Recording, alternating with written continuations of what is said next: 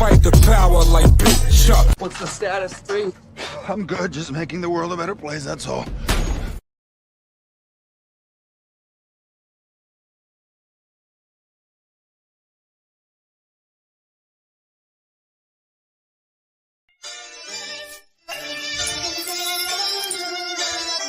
Between earth and God, I'm a byproduct. I come from a family of hustlers. That byproduct, money is the root of all evil.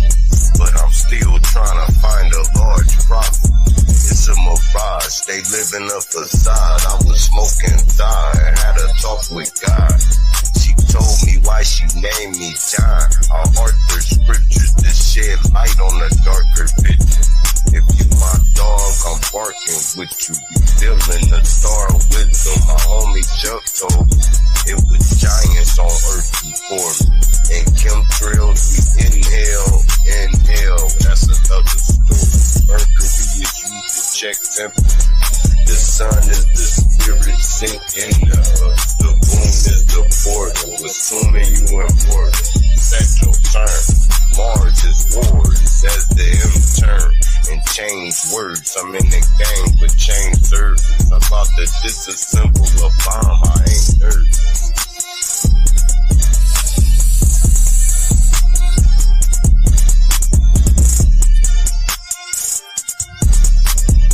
Drake, Dragon, Draco, Draconian, land of the giants, ice wall, Patagonian, lexicon, word wizardry, speaking Babylonian, highways of the vortex, shooting out the fallopian, low vibrating light, king of the material, mark of the beast, nanotech, scanning serial, the mental dead, carried by 6 to your burial, the lights is out. No resurrection, broken power grid, no interconnection. The Grim Reaper, I'm so collected. 6-shot, hollow tip, rubber grip, Smith & Wesson. Bitch, repent when God is in your presence. Your aura is weak, uproot your essence. I walk through darkness, highly illuminated. Eyes blazing with fire, with blades double serrated. Hunting down clowns I double hated. Hit so hard your jaw is elongated. Shatter egos like they was glass plated. This was long overdue, past dated. One shot deal, it is as is and no recreation. All praises due to my parents for making. Always appreciate and never abated. One. The A is the M, like the A is the E. Where earlier I said, hey, you know how somebody say, hey. It's AI. And that's the dream, like, don't people say, hey, I'm dreaming. Am I dreaming?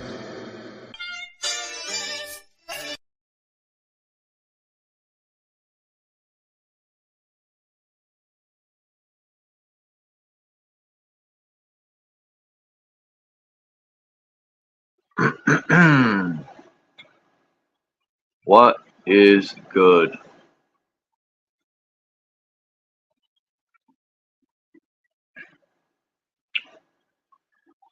Hold up the cover of this book.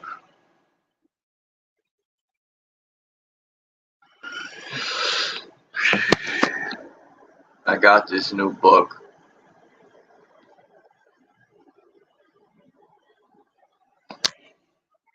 It's called Ego and Archetype. And people probably remember when I showed this picture. Well, that's where it's from. The cosmology picture.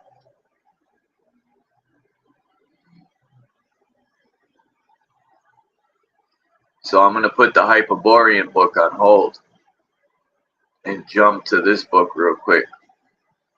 The first chapter is called The Inflated Ego.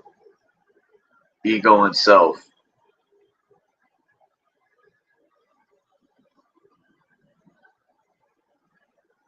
Who's Heraclitus or Heraclitus? He said the sun will not overstep his measures. If he does, the Uranus, the handmaids of justice, will find him out. I don't know who Heraclitus is or Heraclitus, but he has a clitoris, I think.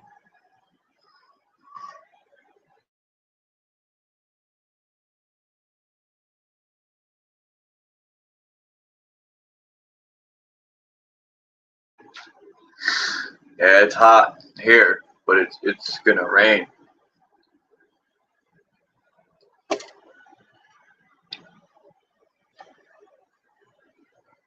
Yeah, I think it is Greek. That guy, Heraclitus, he has a clitoris.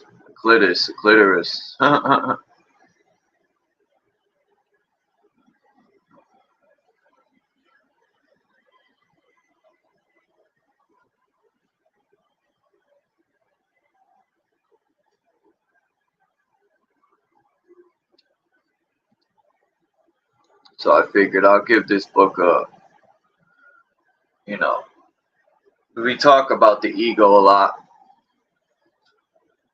and a lot of other things, so I'll give it a shot. Let's see who wrote this book.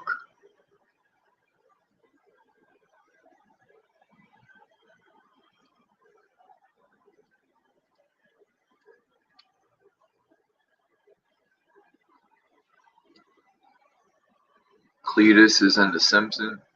Edward F. Edinger wrote this book. It's called Ego and Archetype, Individuation and the Religious Function of the Psyche.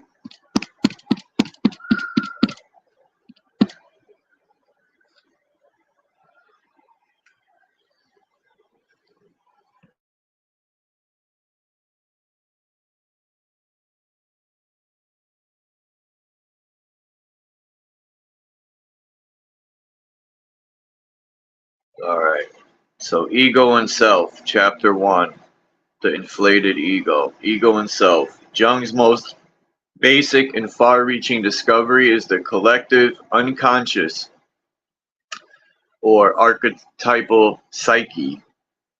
Through his research, we now know that the individual psyche is not just a product of personal experience.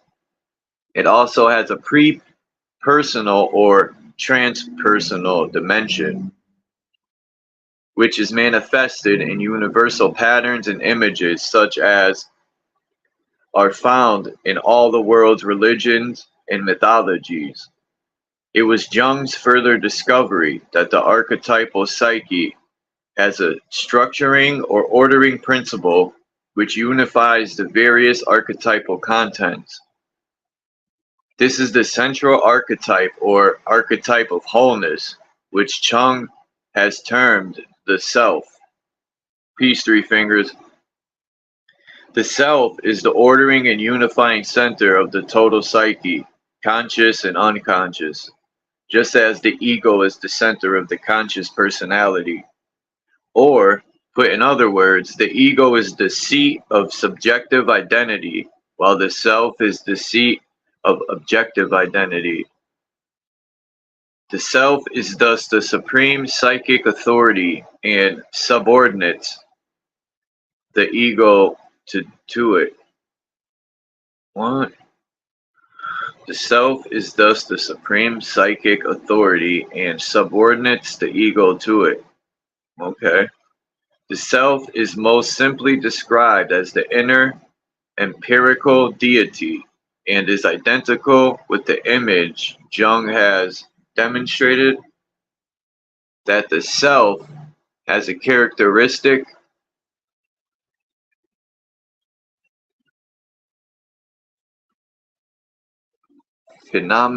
phenomenology. I think that's what it says. Characteristic phenomenology. It is expressed by certain typical symbolic images called mandalas. All images that emphasize a circle with the center and usually with the additional feature of a square, a cross, or some other representation of quantity fall into the category. There are also a number of other associated themes and images that refer to the self.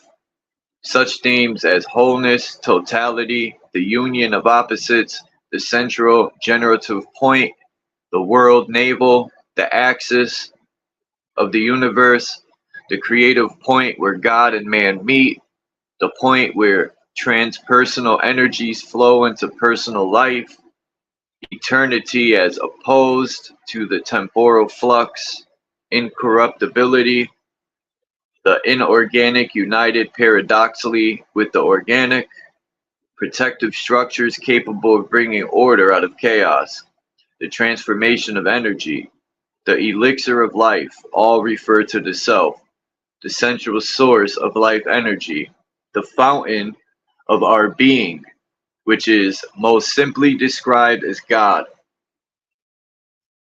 Indeed, the richest sources for the phenomenological study of the self are in the innumerable representations that man has made of the deity.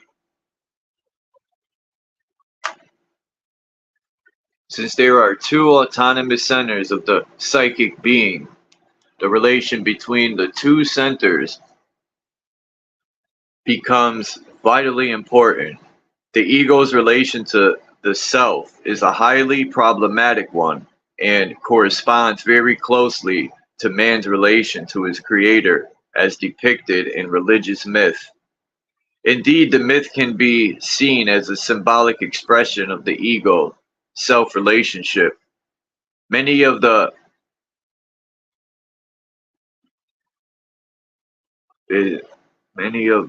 vicissitudes, yeah, I think that's what it says. Many of the vicissitudes, I think, of the psychological development can be understood in terms of the changing relation between ego and self at various stages of psychic growth. It is this progressive evolution of the ego-self relation which I propose to examine. Jung originally described the phenomenology of the self as it occurs in the individuation process during the second half of life. More recently, we have begun to consider the role of self in the early years of life. Newman, on the basis of mythological and ethnographical material, has depicted symbolically the original psychic state prior to the birth of ego consciousness as the Ouroboros, using the circular image of the tail eater to represent the primordial self, the original mandala state of totality out of which the individual ego is born. Fordham, I think that means Fordham, on the basis of clinical observations of infants and children, has also postulated the self as the original totality prior to the ego. It is generally accepted among analytical psychologists that the task of the first half of life involves ego development, with progressive separation between ego and self, whereas the second half of life requires a surrender, or at least realization of the ego as it experiences and relates to the self. The current working formula, therefore, is first half of life, ego self-separation. Second half of life, ego self-reunion. This formula, although perhaps true as a broad generality, neglects many empirical observations made in child psychology and in the psychotherapy of adults. According to these observations, a more clear, correct formula would be a circular one, which could be diagrammed thus: ego self-separation, ego self-union. The process of alternation between ego self-union and ego self-separation seems to occur repeatedly throughout the life of the individual, both in childhood and in maturity. Indeed, the cyclic or better spiral formula seems to express the basic process of psychological development from birth to death. According to the view, the relation between the ego and self at different stages of development could be represented by the following diagram.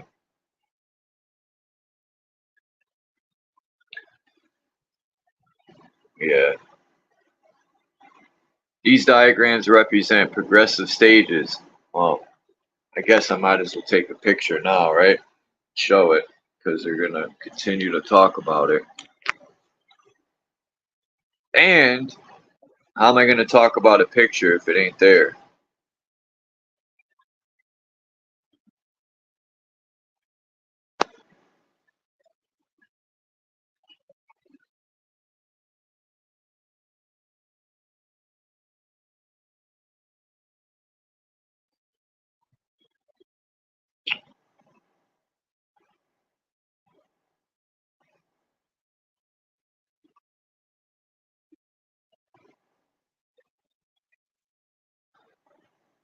Alright, pull this picture up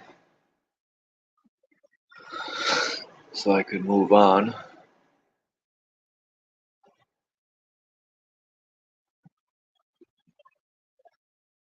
So here's the picture.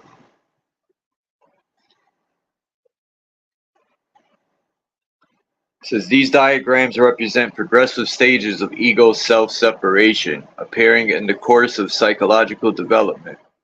The shaded ego areas designate the residual ego self-identity. The line connecting ego center with self-center represents the ego self-axis, the vital connecting link between ego and self that ensures the integrity of the ego. It should be understood that these diagrams were designed to illustrate a particular point and are thus inaccurate in other respects. For example, we generally define the self as the totality of the psyche, which would necessarily include the ego. According to these diagrams and to the method of this presentation, it would seem as though ego and self became two separate entities, the ego being the smaller lump and the self the larger lump of the totality. This difficulty is inherent in the subject matter. If we speak rationally, we must inevitably make a distinction between ego and self, which contradicts our definition of self. The fact is, the conception of the self is a paradox. It is simultaneously the center and the circumference of the circle of totality. Considering ego and self as two separate entities is merely a necessary rational device for discussing these things. Figure 1 corresponds to Newman's original Ouroboros state.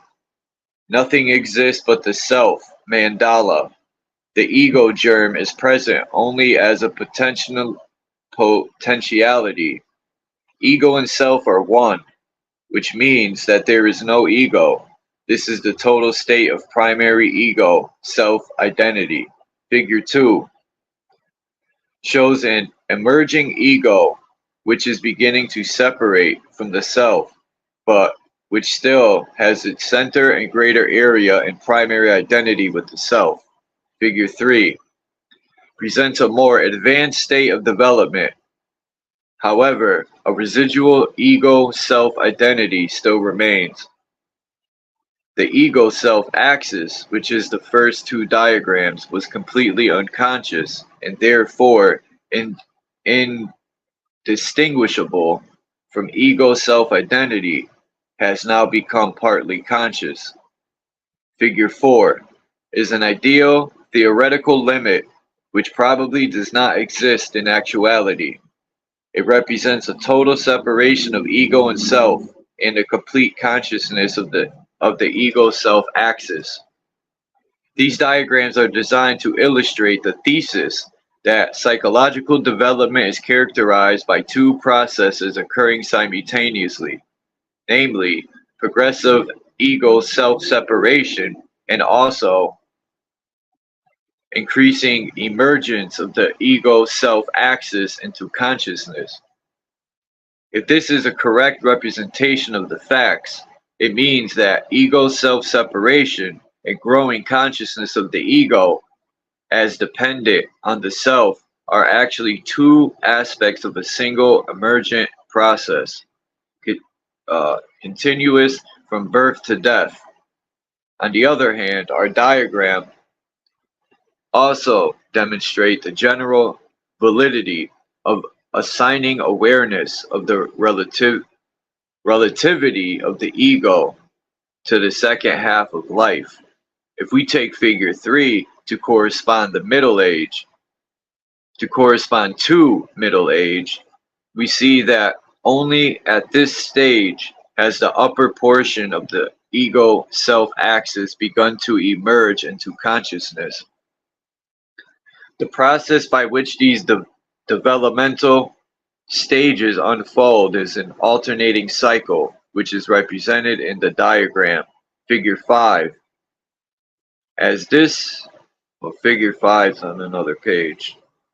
As this cycle repeats itself again and again throughout psychic development, it brings about a progressive differentiation of the ego and the self.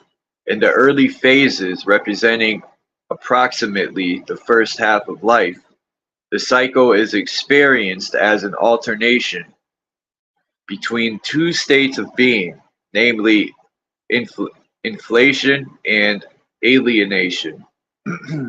Later, a third state appears when the ego-self axis reaches consciousness. Figure 3, which is characterized by a conscious dialectic relationship between ego and self. The state of individualism in this chapter, sorry, that ain't individualism, it's individuation. In this chapter, we shall consider the first stage, inflation.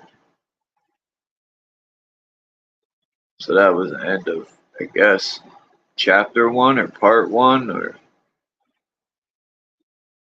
shit.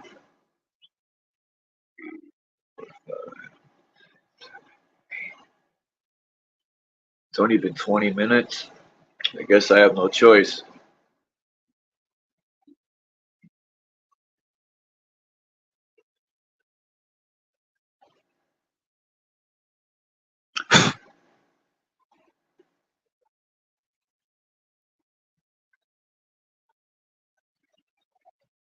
We do need more balance.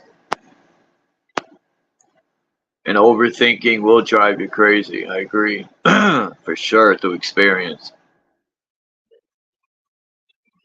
So I'll just go to part 2 then, or I don't know if this is chapter 2 or it says 2. So, inflation and original wholeness. The dictionary definition of inflation is blown up, distended with air, unrealistically large and unrealistically important, beyond the limits of one's proper size, hence, to be vain, pompous, proud, presumptuous.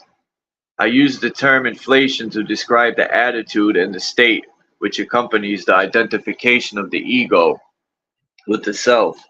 It is a state in which something small, the ego, has arrogated to itself the qualities of something larger, the self, and hence is blown up beyond the limits of its proper size. We are born in a state of inflation. In earliest infancy, no ego or consciousness exists. All is the unconscious. The latent ego is in complete identification with the self. The self is born, but the ego is made. And in the beginning, all is self. This state is described by Newman as the Ouroboros. Ouroboros. That's what I meant to say. As the Ouroboros, the tail-eating serpent. Since the self is the center and totality of being, The ego, totally identified with the self, experiences itself as a deity. We can put it in these terms retrospectively, although, of course, the infant does not think in this way.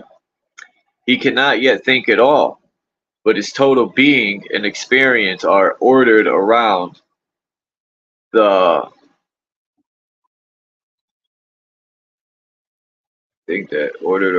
priori assumption of deity. This is the original state of unconscious wholeness and perfection, which is responsible for the nostalgia we all have toward origins, both personal and historical. Many myths depict the original state of man as a state of roundness, wholeness, perfection, or paradise. For instance, there is the Greek myth recorded by Hesiod of the four ages of man. The first original age was the Golden Age, a paradise. The second was the Silver Age, a matriarchal period where men obeyed the mothers. The third stage was Bronze, a period of war. And the fourth stage was the Iron Age, the period at which he was writing, which was utterly degenerate. About the Golden Paradise Age, Hesiod says. The golden race of men live like gods, without sorrow of heart, remote and free from toil and grief. They had all good things, for the fruitful earth unforced bore them fruit abundantly and without stint. They dwelt in ease and peace upon their land, with many good things, rich in flocks, and loved by the blessed gods.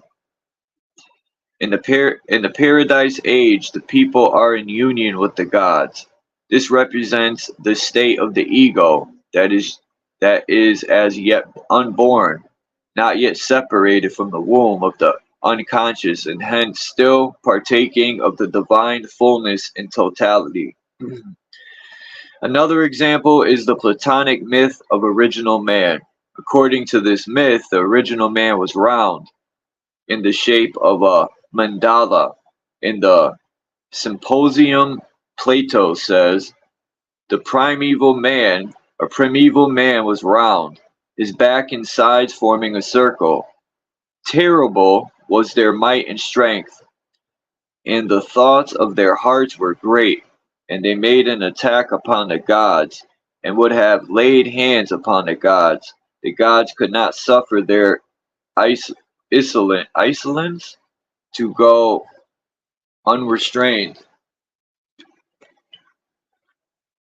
Here the inflated, arrogant attitude is particularly evident. Being round in the initial period of existence is equivalent to assuming oneself to be total and complete, and hence a god that can do all things.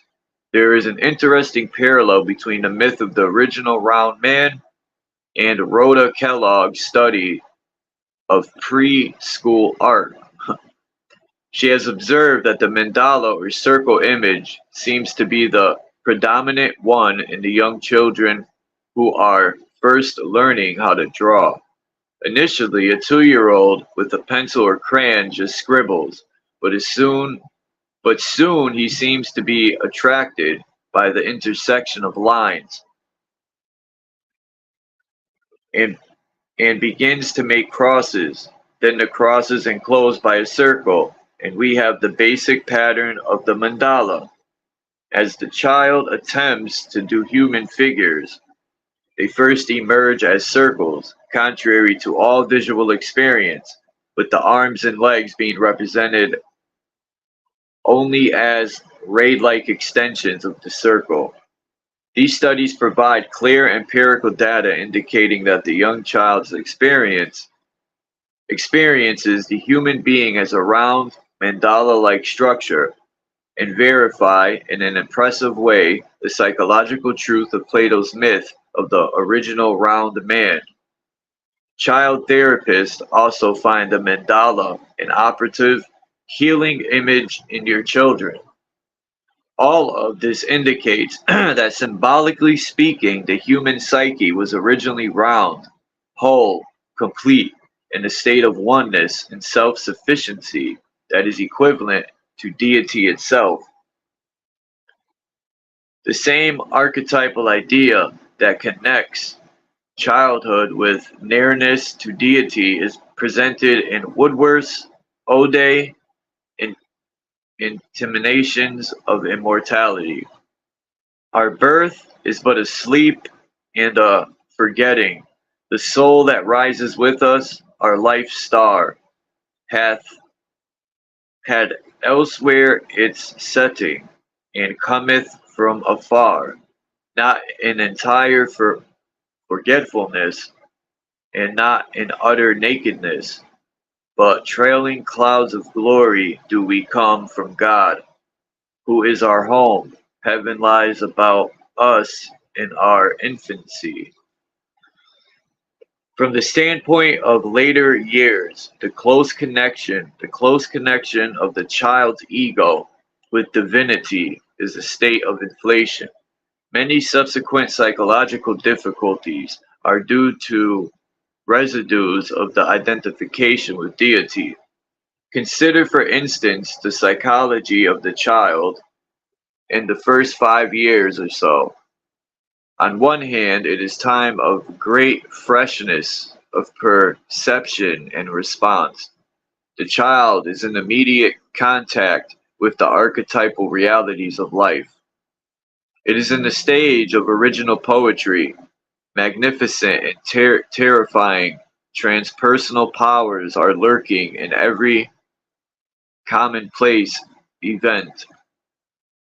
But on the other hand, the child can be an egotistic little beast, full of cruelty and greed.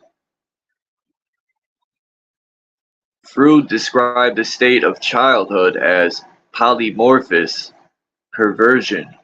This is a brutal description, but it is at least partially true. Childhood is innocent, but it is also irresponsible. Hence, it has all the ambiguities of being firmly connected with the archetypal psyche and its extra-personal energy, and at the same time being unconsciously identified with it and unrealistically related to it. Children share with primitive man the identification of ego with the archetypal psyche and ego with outer world. With primitives, inner and outer are not all distinguished. For the civilized mind, primitives are most attractively related to nature and in tune with the life process, but they are also savages and fall into the same mistakes of inflation as do children. Modern man, alienated from the source of life, meaning finds the image of primitive and object of yearning.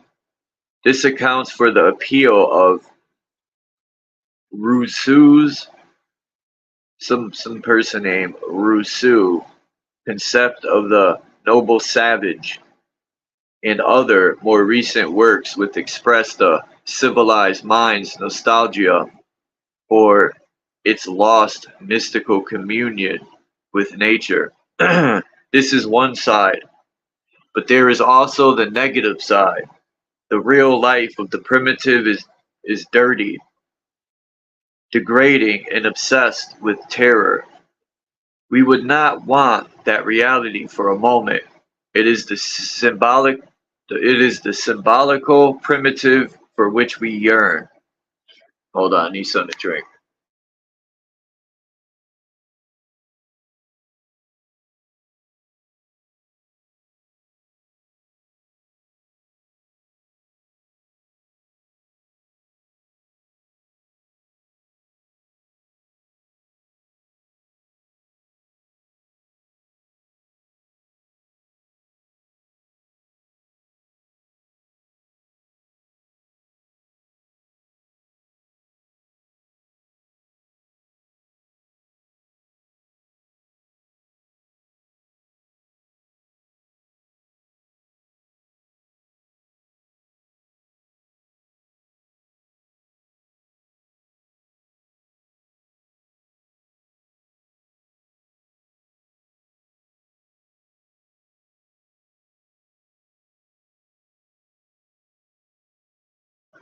Alright, my bad. When one looks back on his psychological origin, it has a twofold connotation. First, it is seen as a condition of paradise, wholeness, a state of being at one with nature and the gods, and infinitely desirable. But secondly, by our conscious human standards, which are related to time and space reality, it is an inflated state, a condition of irresponsibility, unregenerate lust, arrogance, and crude desireness.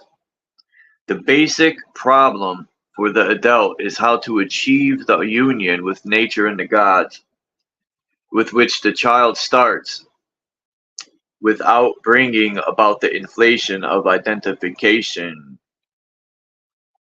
The same question applies to the problems of child rearing, whatever that is.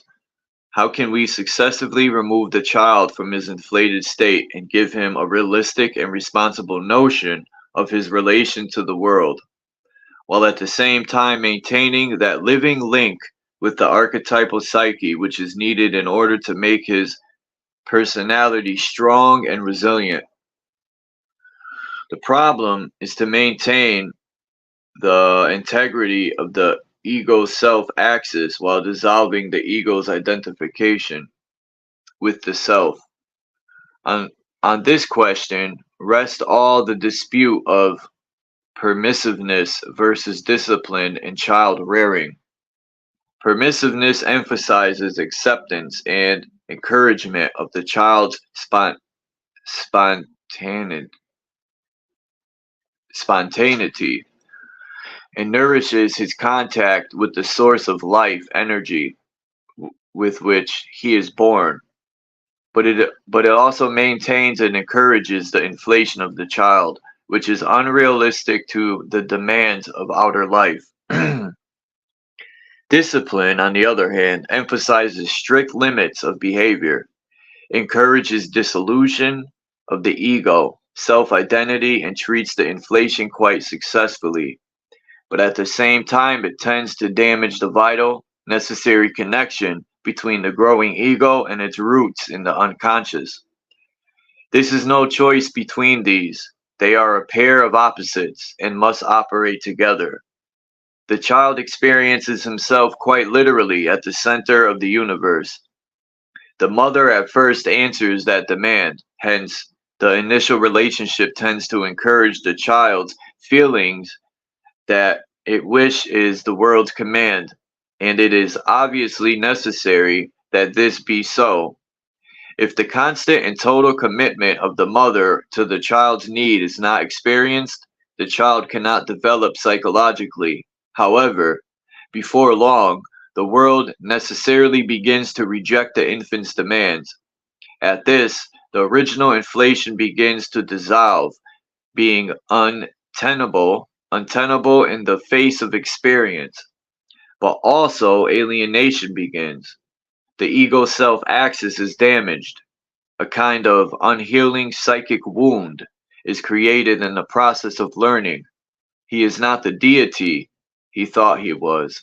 He is exiled from paradise, and permanent wounding and separation occur. Repeated experiences of alienation continue progressively right into adult life. One is constantly encouraging a twofold process. On the one hand, we are exposed to the reality encounters which life provides, and which are constantly contradicting unconscious ego assumptions. This is how the ego grows and separates from its unconscious identity with the self. At the same time, we must have recurring reunion between ego and self in order to maintain the integrity of the total personality. Otherwise, there is a very real danger that as ego is separated from self, the vital connecting link between them will be damaged. If this happens to a serious extent, we are alienated from the depths of ourself, and the ground is prepared for psychological illness. The original state of affairs Experiencing oneself as the center of the universe can persist long past childhood. For instance, I recall a young man who thought quite naively, "The world is my picture book." All the things he encountered, he thought were put there for his purpose, for his amusement, or his instruction. He quite literally considered the world to be his oyster. External experiences had to inherit reality or meaning except as they related to him. Another patient had the conviction that when he died, the world would come to an end. In the state of mind that generates such an idea, identification with self is also identification with the world. Self and world are coextensive. This way of experiencing things does have a certain truth, a genuine uh, validity, but it is a viewpoint which is obviously poison in the early phases of development, when the ego is trying to emerge from the original wholeness. Much later in life, the realization that there is a continuity between the inner and outer worlds can have a healing effect. Here is one more example of the Mercurius, I think that's the word.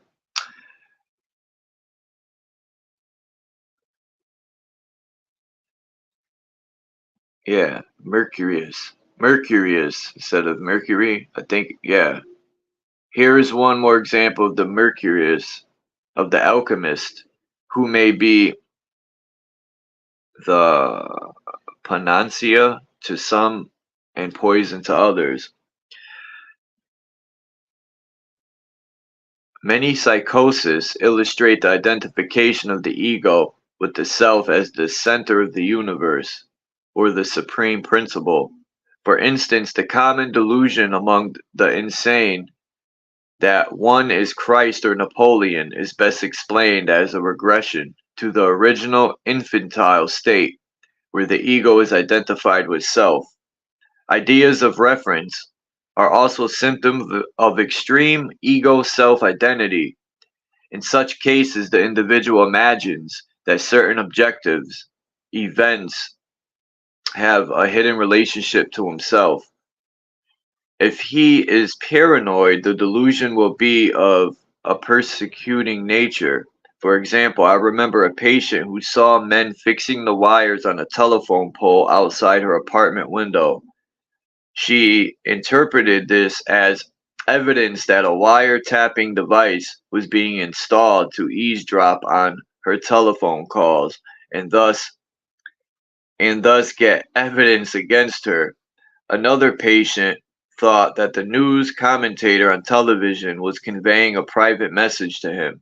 Such delusion derived from a state of ego self-identity, which assumes that oneself is the center of the universe and hence attaches private significance to outer events which are in fact totally indifferent to one's existence. A common example of the inflated state of ego self-identity is provided by H.G. Baynes, has called the provisional life. Baynes described the state as follows. The provisional life denotes an attitude that is innocent of responsibility towards the circumstantial facts of reality, as though these facts are being provided for either by the parents or the state, or at least by providence, a state of childish irresponsibility and dependence. It says M.L. Vaughan France describes the same condition as the identification with the pure otherness image.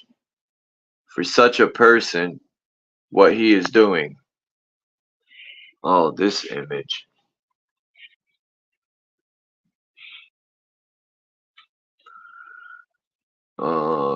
It says Hold on, is this continuing from here? Huh, I don't know. Is not yet what it really is not yet what is really wanted, and there is always the fantasy that sometime in the future the real thing will come about. If this attitude is prolonged, it means a constant inner refusal to commit oneself to the moment. With this, there is often, to a smaller or greater extent, a savior complex or a messiah complex, with the secret thought that one day one will be able to save the world. The last word in philosophy or religion or politics or art or something else will be found. This can go so far as it to be typical, pathological, megalomania, or there may be minor traces of it in the idea that one's time has not yet come. The one thing dreaded throughout much such a type of man is to be bound to anything whatever. My fault about the AC, sounds like a freaking. There is a terrific fear of being pinned down, of entering space and time completely, and not being the one human being that one is. The psychotherapist frequently sees cases of this sort. Such a person considers himself as a most promising individual. He is full of talents and potentialities.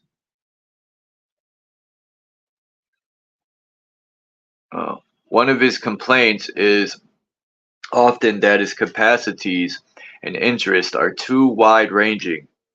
He is cursed with a plethora of riches. He could do anything but can't decide on one thing in particular. The problem is that he is all promises and no fulfillment. In order to make a real accomplishment, he must sacrifice a number of other potentialities. He must give up his identification with original unconscious wholeness and voluntarily accept being a real fragment instead of an unreal whole. To be something in reality, he must give up being everything in potentia. The purer alternus archetype is one of the image of the self. That's what you see here on the cover.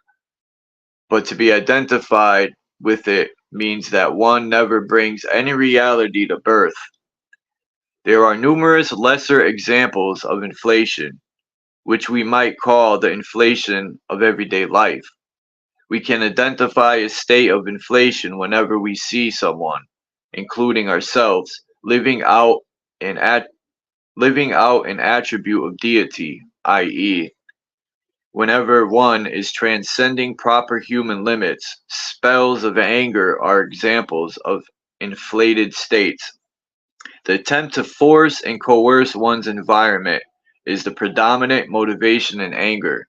It is a kind of Yahweh complex. The urge to vengeance is also identification with deity.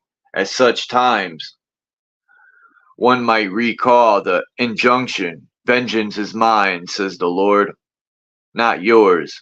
The whole body of Greek tragedy depicts the fatal consequences when man takes the vengeance of God into his own hands. Breathe. Power motivation of all kinds of symptomatic of inflation. Whenever one operates out of a power motive, omnipotence is implied. But omnipotence is an attribute only of God. Intellectual rigidity, which attempts to equate its own private truth or opinion with universal truth, is also inflation. It is the assumption of omniscience. Lust and all operations of the pure pleasure principle are likewise inflation. Any desire that considers its own fulfillment, the central value, transcends the reality limits of the ego and hence is assuming attributes of the transpersonal powers. Practically all of us, deep down, have a residue of inflation that is manifested as an illusion of immortality. There is scarcely anyone that is thoroughly and totally disidentified from this aspect of inflation.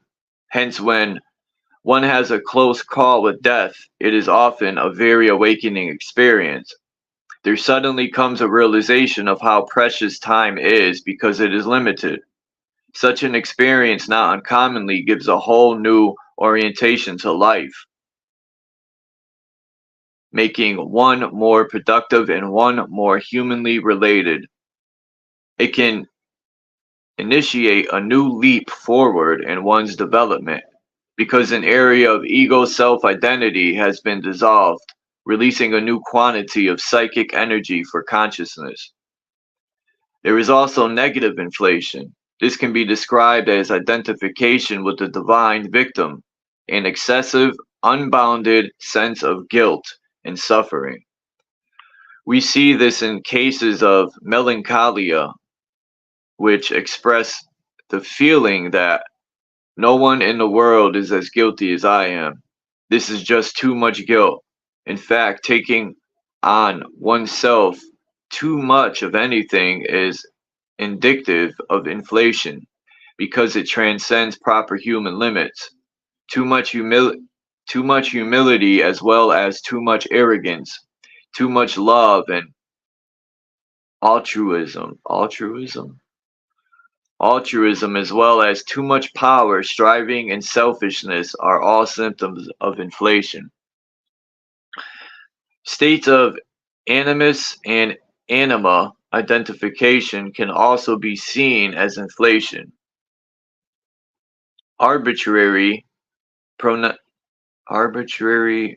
pronouncements of the animus are a deity talking, and so are the sullen resentments of the anima-possessed man, who says in effect, "Be what I tell you to be, or I will withdraw from you, and without my acceptance you will die."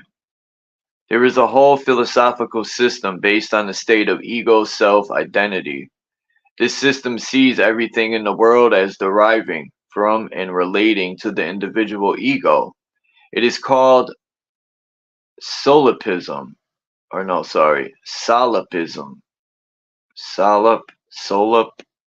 Solipsism from solus ipse. Myself alone, F.H. Bradley presents the viewpoint of solipsism in these words. I don't even know what that means. I gotta look it up. I cannot transcend experience, and experience is my experience. From this, it allows that nothing beyond myself exists, for what is experience is the self state. Schiller defines solipsism rather more colorfully as the doctrine that all exist is experience and that there is only one experient. The solipsist thinks that he is the one.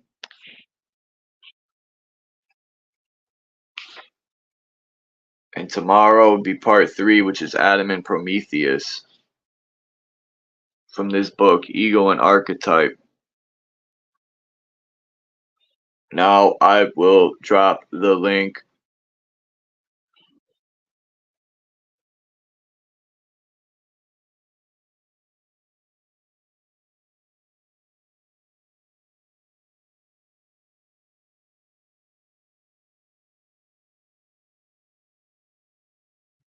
I had to dive into this book. When I seen the cover and then I read the introduction and some of the first chapter, I said, Don be talking about a lot of this stuff. So let's see what it's all about.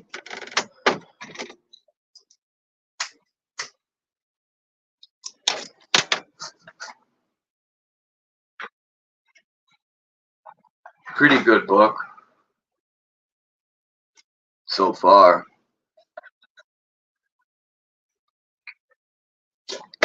I mean, I think they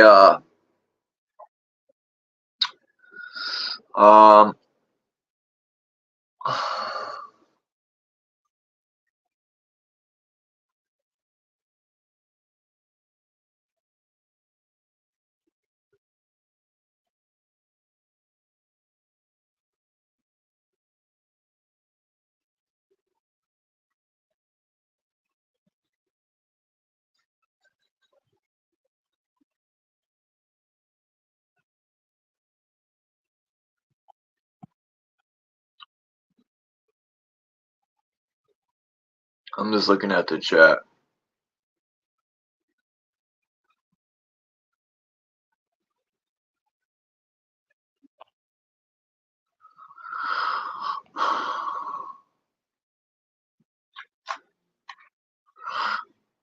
Hey, I personally don't see nothing wrong with ego. You know, not all the time. Sometimes you need an ego to get you through stuff. You need an ego to pick you up.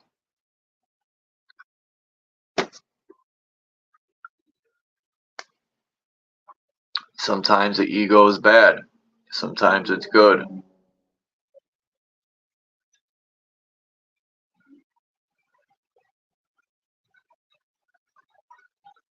God damn, sounds like a fucking NASA spaceship starting up. Sounds like the blades hitting something.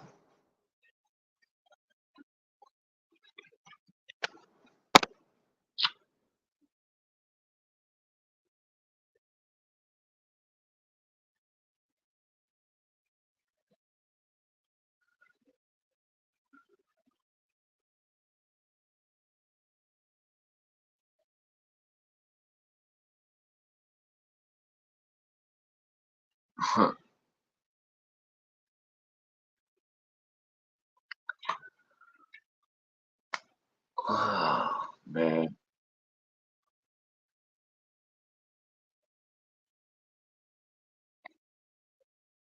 Dom was here.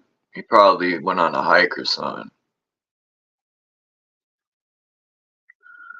Why do people thank me for reading out loud? Like, is that a shot at me for reading out loud, or?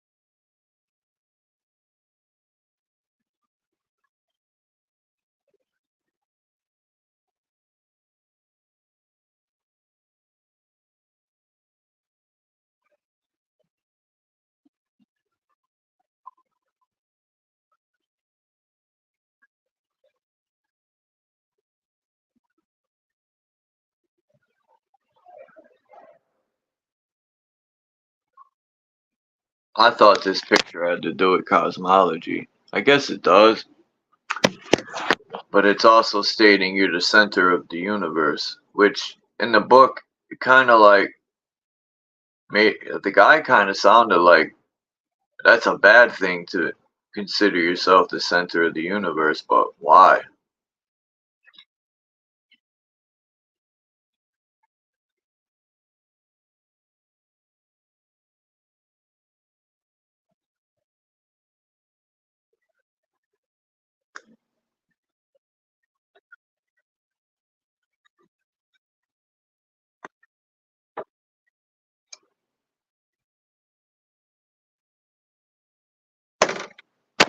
I found a lot of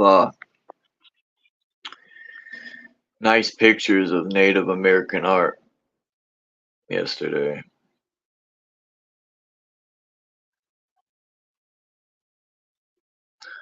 I also seen this video where this lady's eyes were bugging out, man.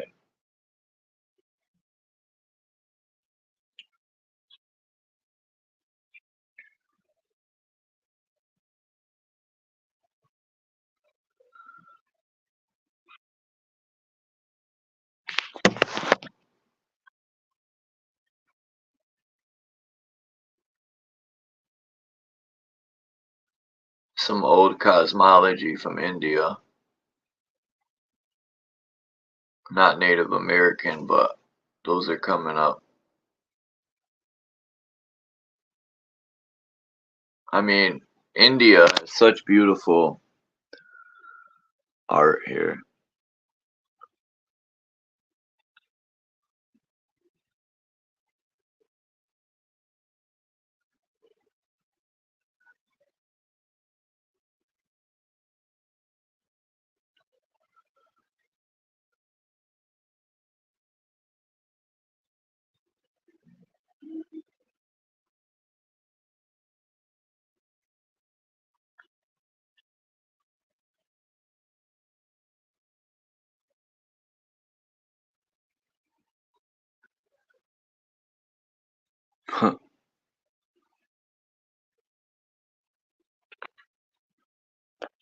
Let me get the American Indian stuff.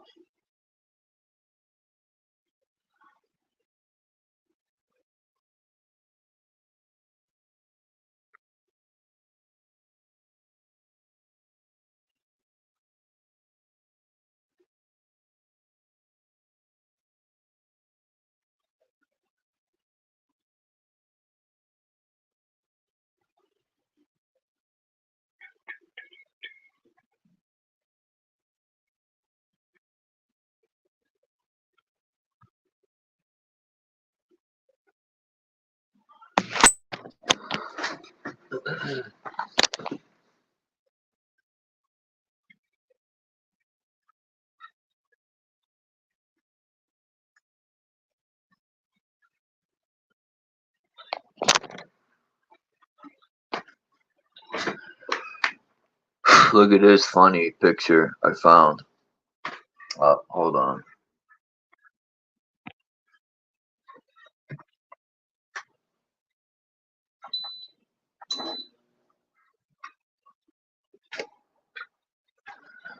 I think this is hilarious.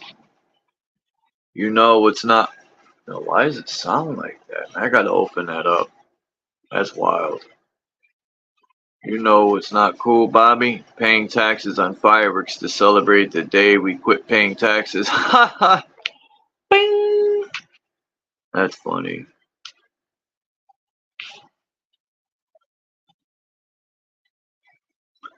Now this was made by Native Americans, and I think that's beautiful. It's pot.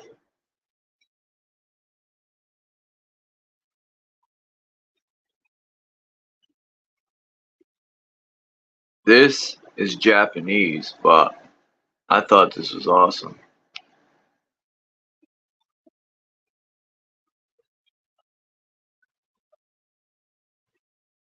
This is from India.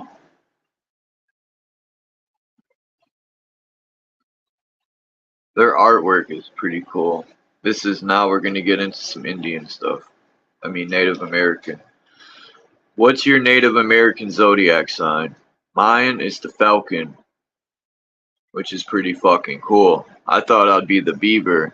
The beaver! But I'm not. I'm the Falcon. The dare? People used to call me a dare, man, because I was fast at running. They were like, you run like a dare. I'll never forget that. As a matter of fact, I've showed the railroad tracks near my house. There's 2 dare, 3 that was running down the tracks when I was younger. And we were trying to feed it Big Macs and double cheeseburgers. And they kept running down to where the factories were. And somebody called the fucking, what do you call, the dog catcher or whatever, and they ended up shooting and killing the dare, which was fucked up. But the dare, this is when the factories were still running down there, leaped. I shit you not now. The dare leaped this high ass fence, and it had 3 rows of barbed wire, like, you know, your typical barbed wire at the top. It leaped and made it, but it still scraped its belly on the barbed wire, kind of cut it open. But the deer were trapped in this enclosed parking lot, and they ended up shooting them. Hopefully they took them home and ate them instead of just killing them for nothing. But yeah, that was fucked up. But whoever's in the woodpecker, that's funny. The salmon, the bear, the raven, the snake, the owl, the goose, the otter, and the wolf.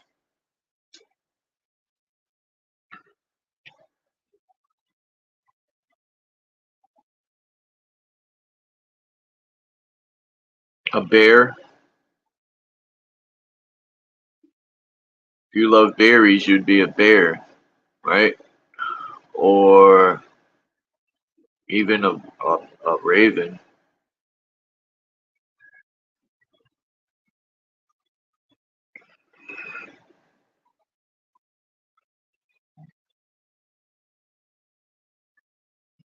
Yeah, falcons are cool. If you got time, come up, Dom. I wanted to talk about this book that I was reading and the ego, because you speak about the ego a lot, man, and I want to know what your thoughts were on this book, and do you think what the author is speaking is on point, or is it nonsense?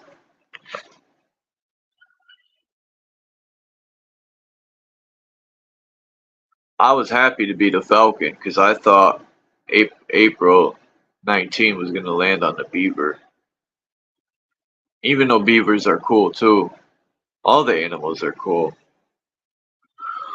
They all have their own purpose and their own purpose and beauty, but they're also animals, and they have a side to them where you don't want to fuck with that side. The 6 queer archetypes. Now, I don't know if this was trolling or what.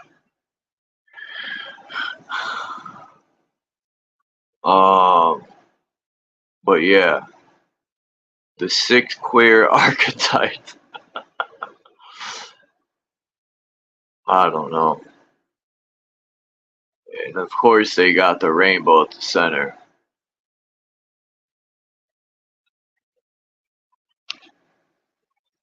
But anyway, here's the totem pole, the totem animal wheel.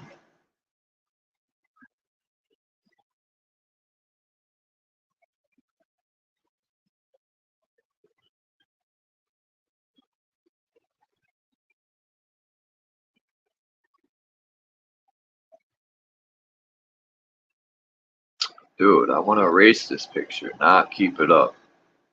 There we go.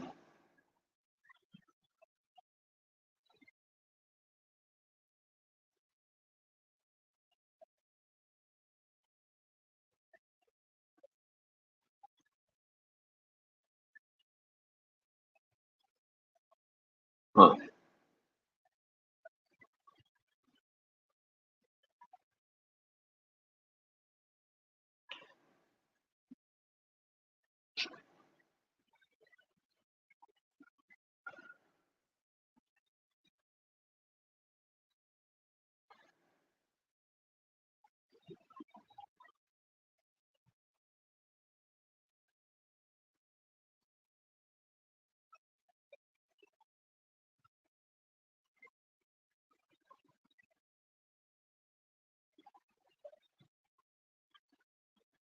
I like this picture of the cosmology here.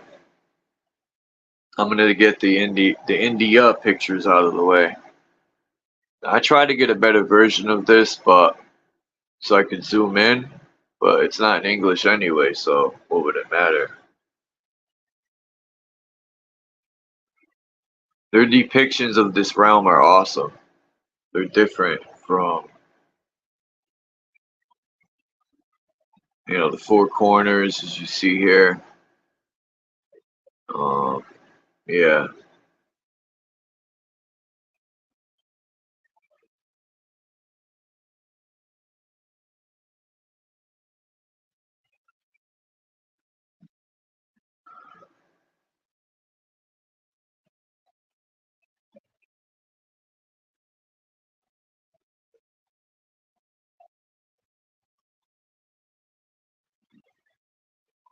Now this is interesting.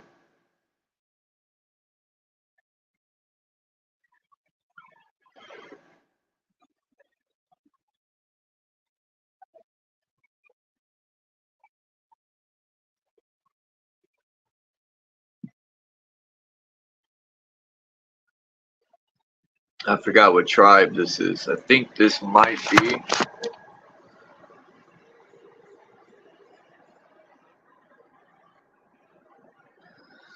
Could have sworn this was Native American tribe, but I might be wrong. I think that might be. It's not India, and it's not Native American.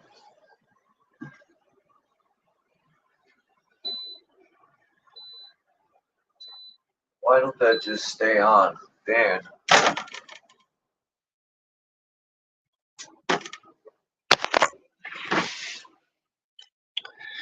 Anyway,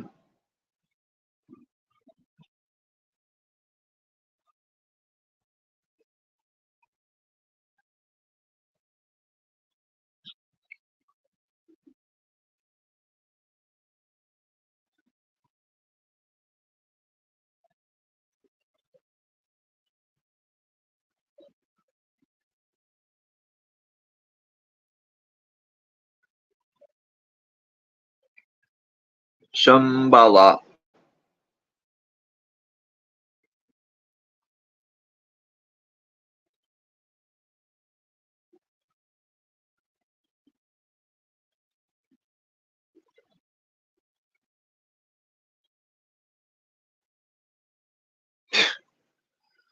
So it turns off.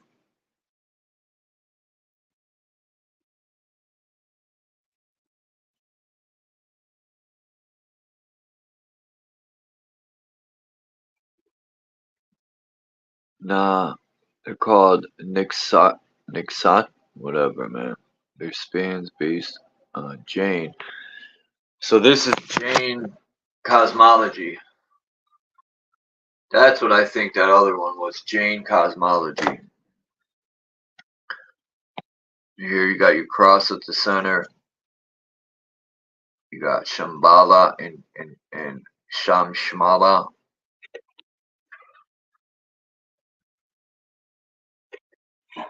Shambhala.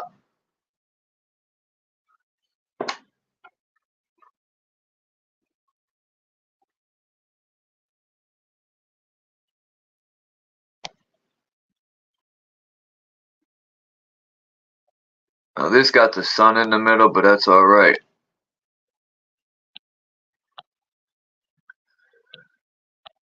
Because they were confused. They started putting the sun in the center, I think.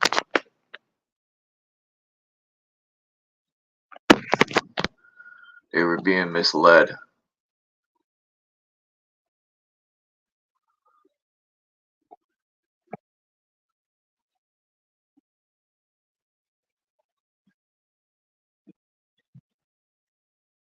Shambhala.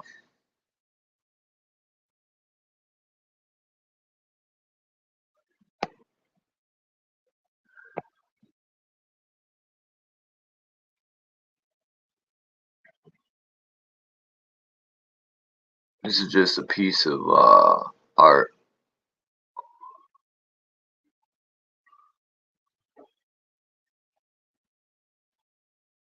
Looks like a keyhole, no?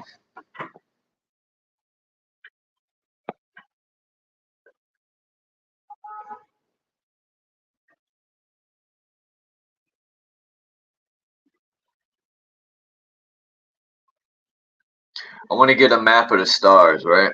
And I want to line it up with a cosmology map, like one of these right here.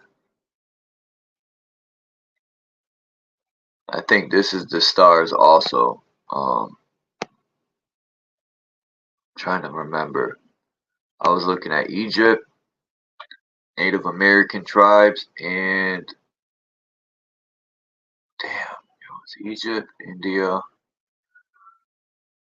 Native American, and I think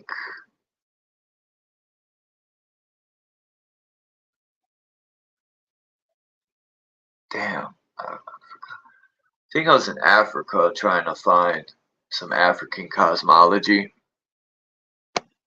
or some tribes in Africa.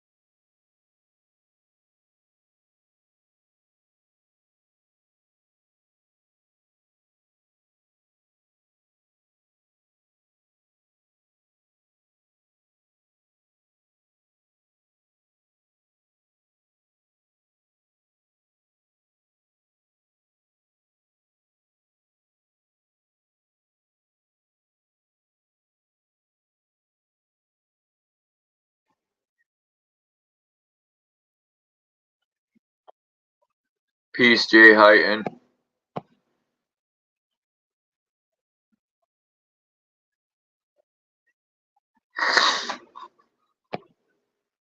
You gotta put some different stuff, Anuki. I know you know, you gotta put some different stuff in the chat. Change it up.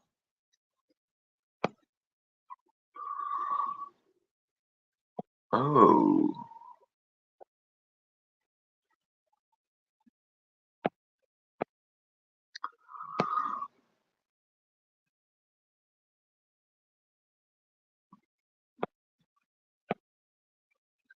I like India's cosmology. There's so many different versions of it.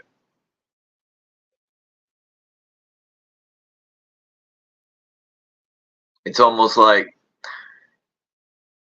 they let each person have their own perspective.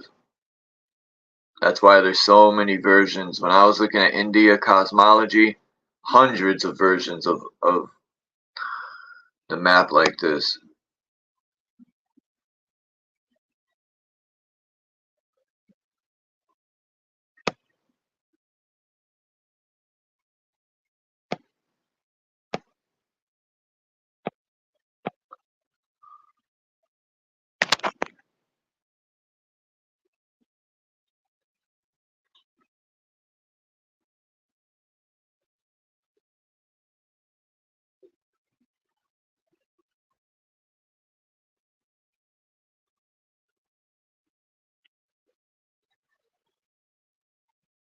Yeah, I knew this would come out crappy.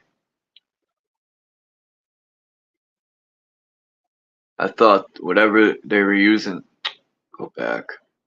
Whatever they were using to measure here, you got the sun and the moon on there. This sort of a clock. You got the checkerboard floor at the center, which is like the static, the mixing of elements. This is a better version.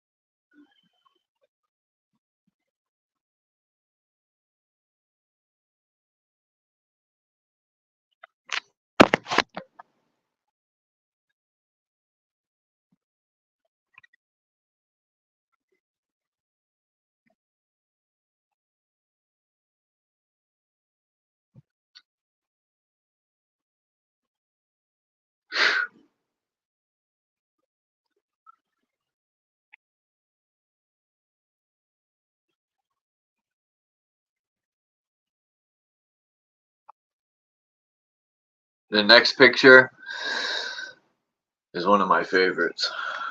It's fucking awesome.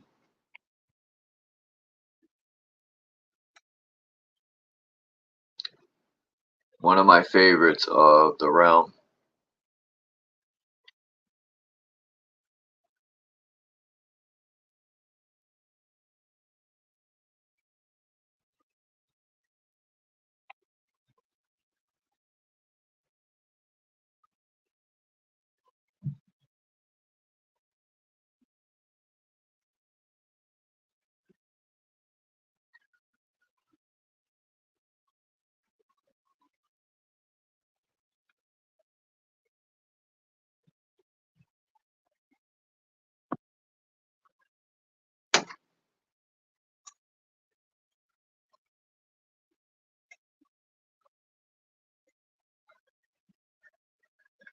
Time to smoke some weed.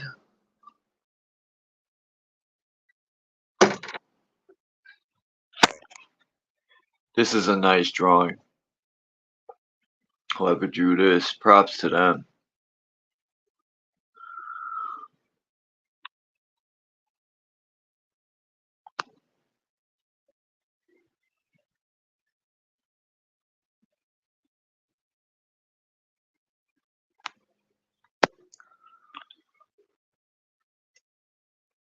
Oh man, here we go. We're starting up the old plane.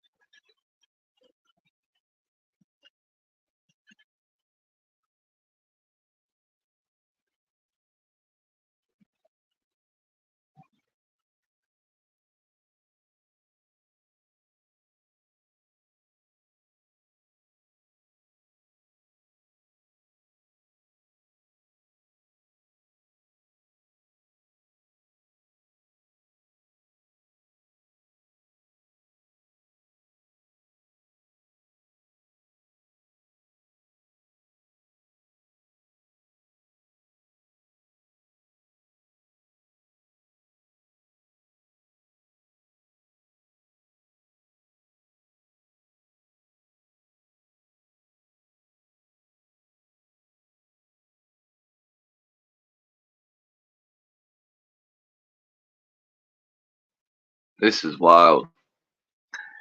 If Gabriel was here, he probably could tell me what this is. I kind of looks like Shiva. Shiva, I mean. Shaba.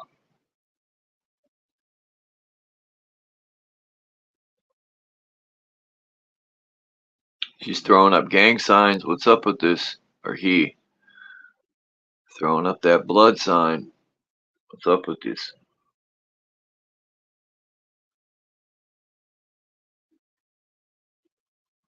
It looks like he's about to crip walk.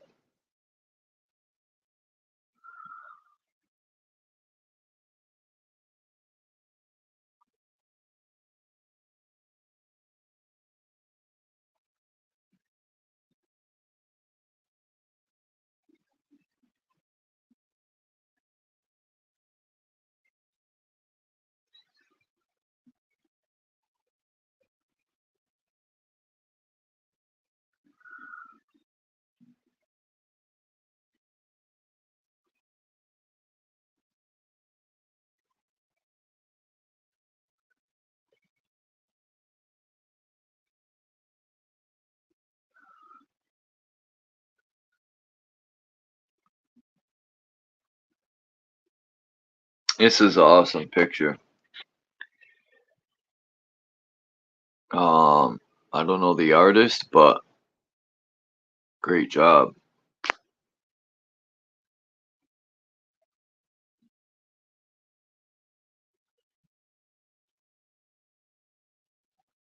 Got that picture again.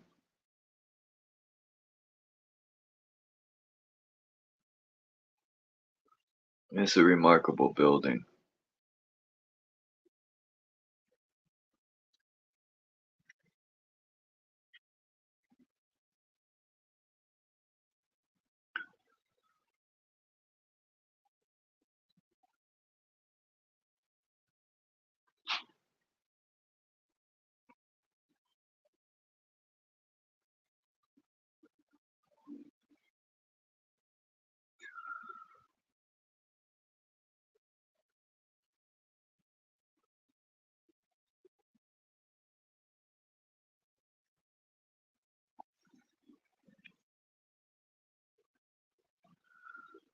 Boom, boom, boom. Now, this is the sun and moon with the constellations. I think this is, it's not India. I think this is either Japan. I was looking at Hong Kong, Japan, China, and I think the Philippines.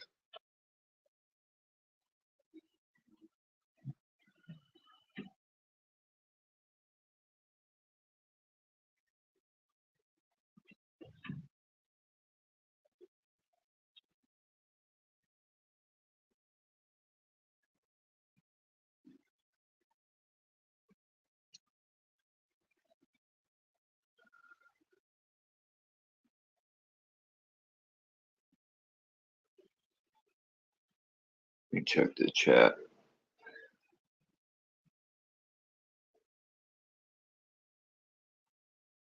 What's up, Mark?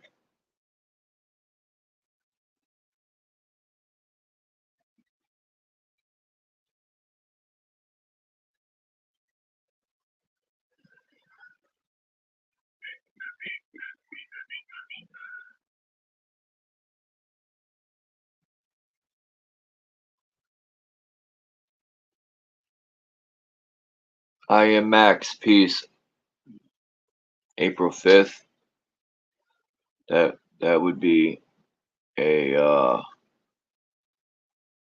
whatchamacallit, Falcon.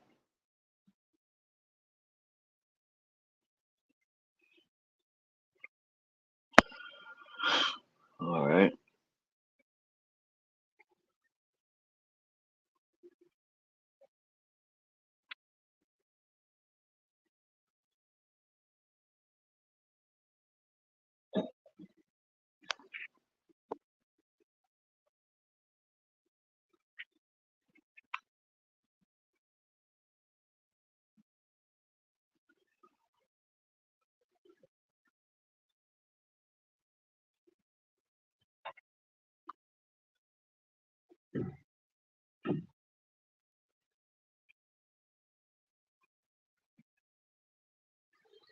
Ptolemary.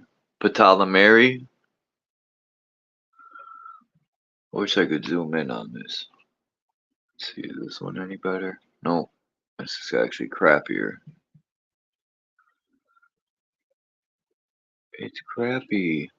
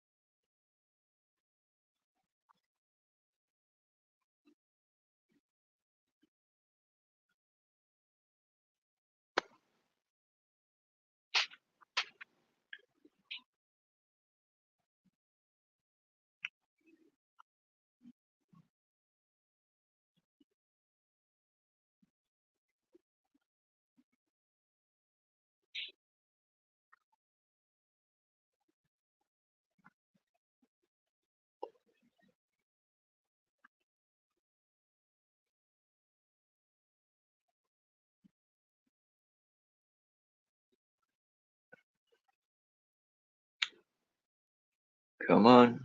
Show the heathens cosmology.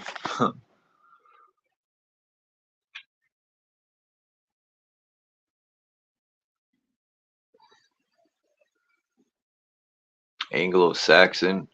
Fern Sadu. Sadu. Do.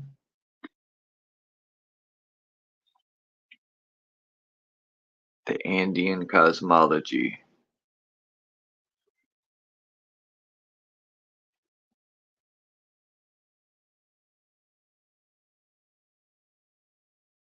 The Antisuyu.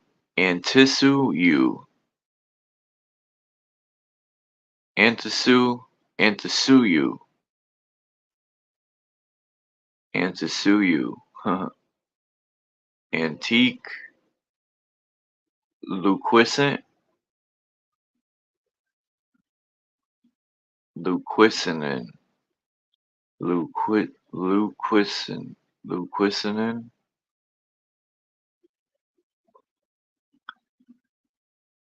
Chinchasuyu.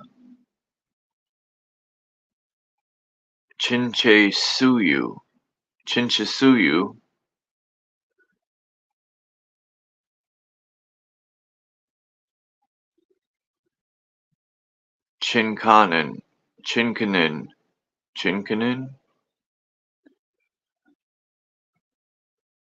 Koala. Koala Suyu. What's with the Suyu? And at the center, of course, you have a fucking llama. Out of all animals, they picked a llama.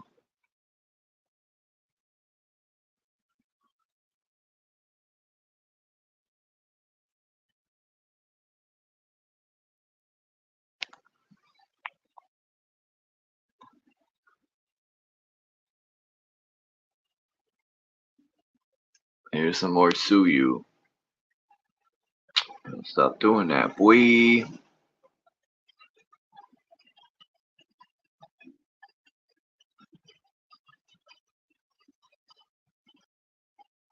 Yahe. Mune. Huh. Now, why is it doing that? Oh, I see. Oops. Do that one more time. And it did it one. That's what I get for daring the picture to do that. It did it. It did it.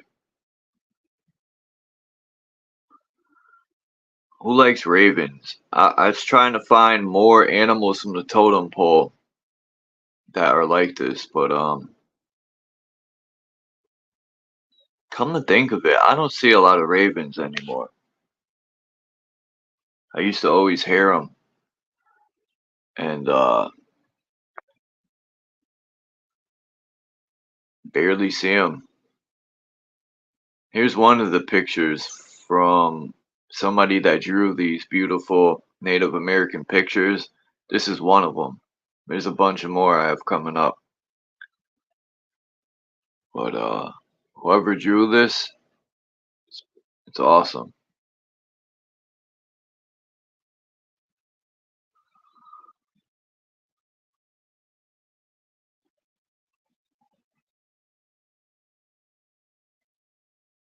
I was trying to get a more clearer version of this picture right here because I wanted to read what it says, but I couldn't find a better quality. But it has to do with the native tribes. Here's another drawing. Because unlike America and the rest of the world, the native tribes name the stars with their own language and their own names.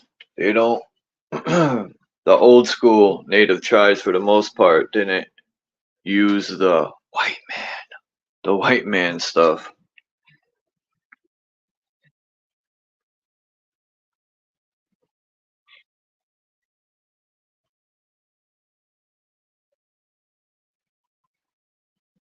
It's a nice picture,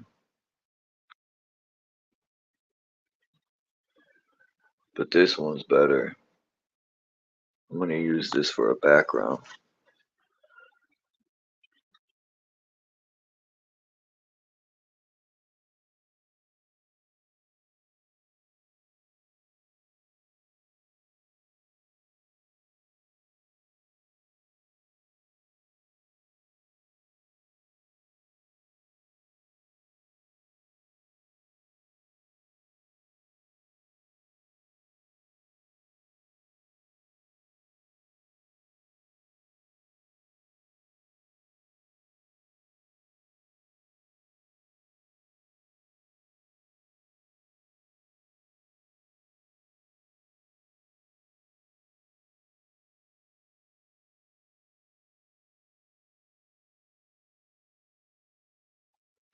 Let's see. In the Chinese calendar, I'm a cock.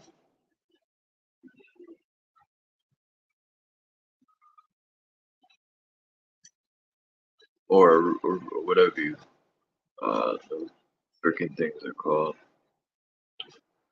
And what happened to Dom? He was like, 10 minutes.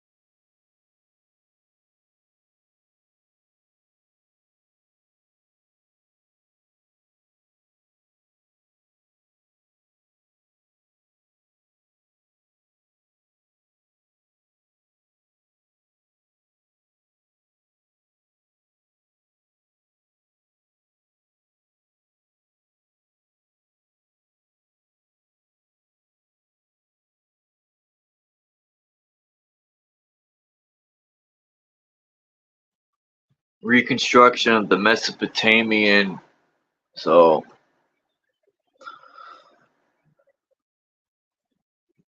I tried to find a better version of this chart here. Unfortunately, that didn't work out.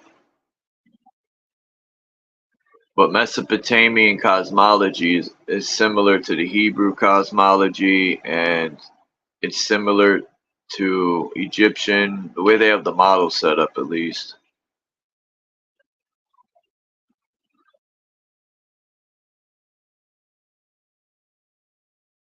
I don't know what this is, but it was near the Mesopotamian cosmological pictures.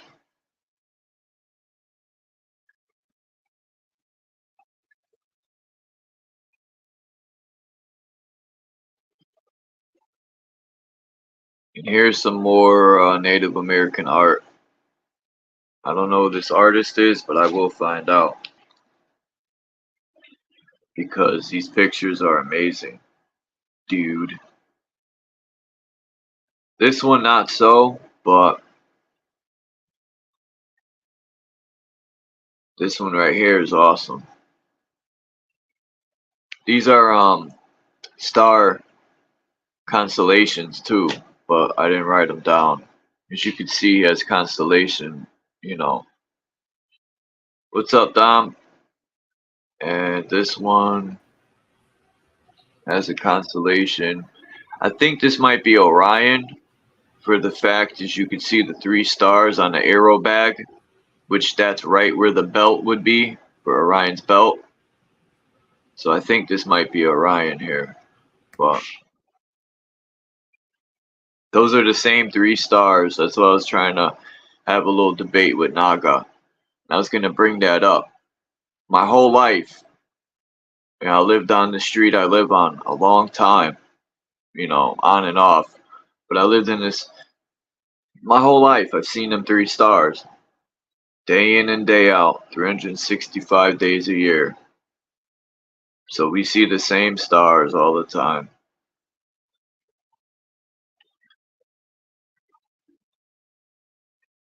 But I'll finish the pictures later. There's a couple more. This one's pretty cool.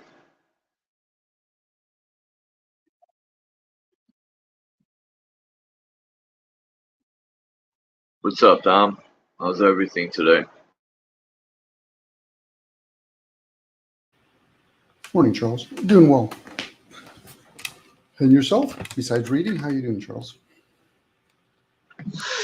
All right. Woke up feeling productive today. Just got to stay in that mind state.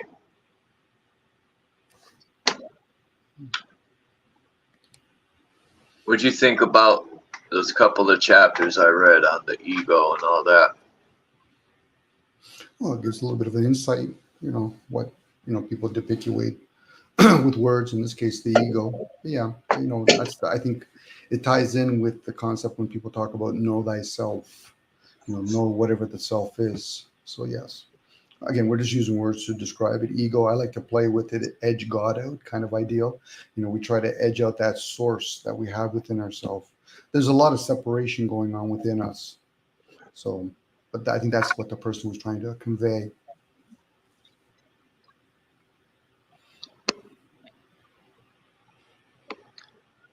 Yeah, I came across this book yesterday. And what drew me to it was the cover, because I've downloaded the picture not knowing it's from this book. And when I seen the cover, I said, man, this looks interesting.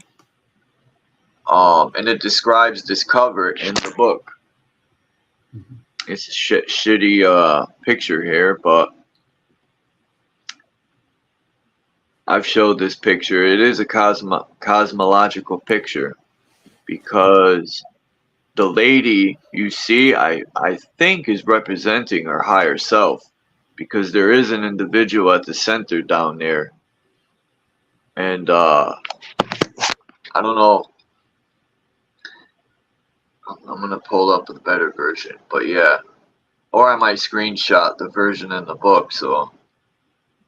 But yeah, I didn't know what this picture meant until. The only problem I have, I don't know if the guy created this picture or is he using it.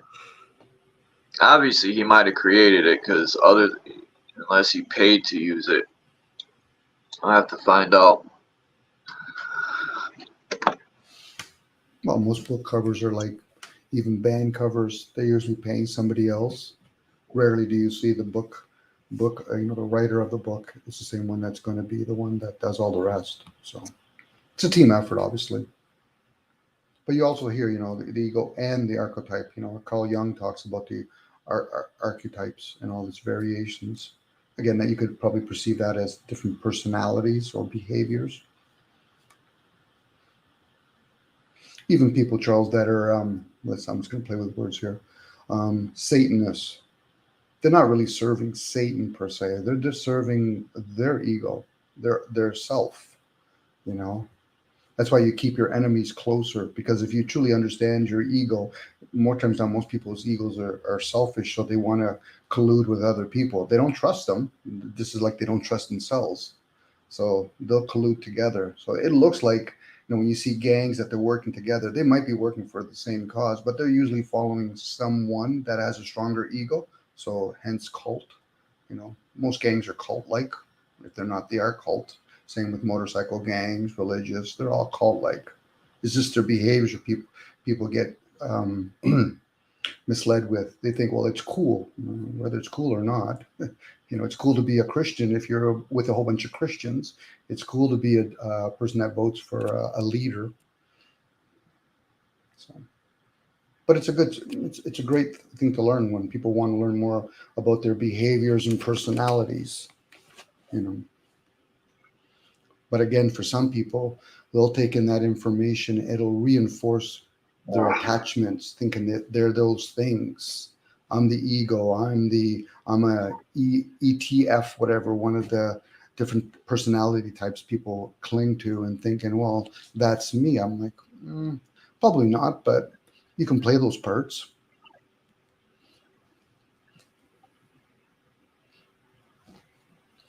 Here's a better picture. Still don't do justice. Oh yeah, there's a lot of things in that picture, Charles. And we all can perceive it differently, or we can all zoom in on what we want to see, because we have a quick gravitate to say, well, I understand that. But meanwhile, once you reward a person, or a person rewards himself by thinking they understand what one of the picture is, then they ignore the rest of it. This is a play going on with this picture. It's like going halfway into a movie and then you figure, I understood I know the whole movie now. No, you just saw one picture of it. You didn't really understand what the producer was after. What about the people doing the makeup? So again, there's a lot there. I'm not saying I would know what it is, but I can see certain aspects of it. It's like music, Charles. When you hear songs, I know a lot of people do this. Well, I can't say probably a lot of people do this. When they hear it, are they focusing in on the lyrics? Are they focusing in on the music? If it's a video, are they focusing on what they're seeing with their eyes? And if they have a category such as, I don't like seeing people with baggy pants, but yet they like the music. So now they're having a conflict of emotions. So.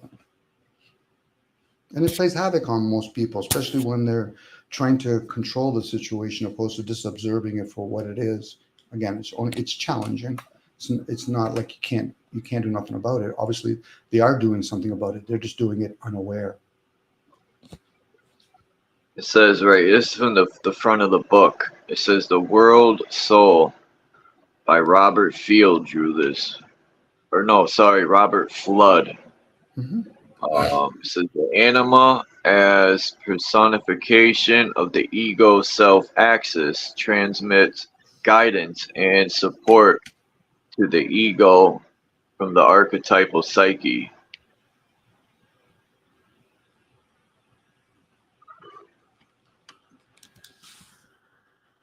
And you could see, yeah, I think she would be, well, you could see the outstretched hand from the cloud, Yahweh, and it's like something in his hand that is touching her wrist. Then her right boobie is squirting stuff out of it. I mean, there's a lot going on in this picture. You got looks like a little monkey dude down there, also connected to, it's like she's stuck in purgatory. She's in between the earth and the heavens, because she's connected to the earth realm by that little dude, and then she's still connected to the heavens. And it kind of looks like the way Lucifer would hold his hands, as above, so below. Anyway. Mm-hmm. Yeah, does it here too. Those monkeys could be depicted, if I wanted to, as the minions that rule or at least monitor and rule the earth. The woman that's on the dragon, that could be whatever that bigger picture is. And then where all the luminaries are. Again, these are hidden stories or openly spoken, or at least in this case, shown stories. Whether or not we understand the language, whoever did this picture, even that it can all be a distraction. But I'm leaning towards there's a message in all of that.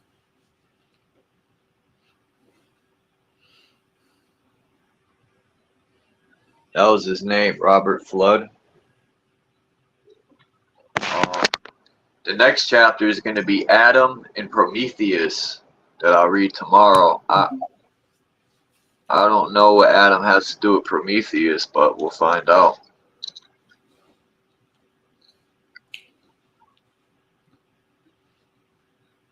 Yeah, the ego. He stated in the book, which was you know, the ego. You're not born with an ego.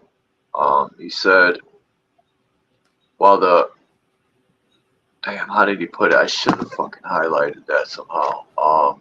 He was talking about, the author's talking about being in the womb, the state of unconsciousness. There's no consciousness yet. It's still forming in the womb.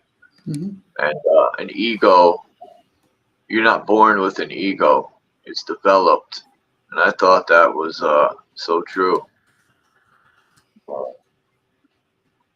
Again, they're talking about the I, the self. They're talking about the body at that point. Hence why it's in the womb. Who we are is not those things. But again, it's going to be challenging for most people. It's like when people read about narcissist, sociopath. You actually have to talk. You got to read or hear that kind of stuff, knowing you're from that position that either you might be those things too. Yeah. I was just thinking that, Dom. That's wild you said that. When I'm reading on narcissism, I was like, shit, am I narcissistic? Yeah, we all have those behaviors. It's just that we see the extreme cases, and usually what is a narcissist, sociopath, psychopath, outside of, what people say, they're into themselves. Well, those are just underdeveloped emotions, because somebody wouldn't want to be so great at one thing that they ignore all the other things.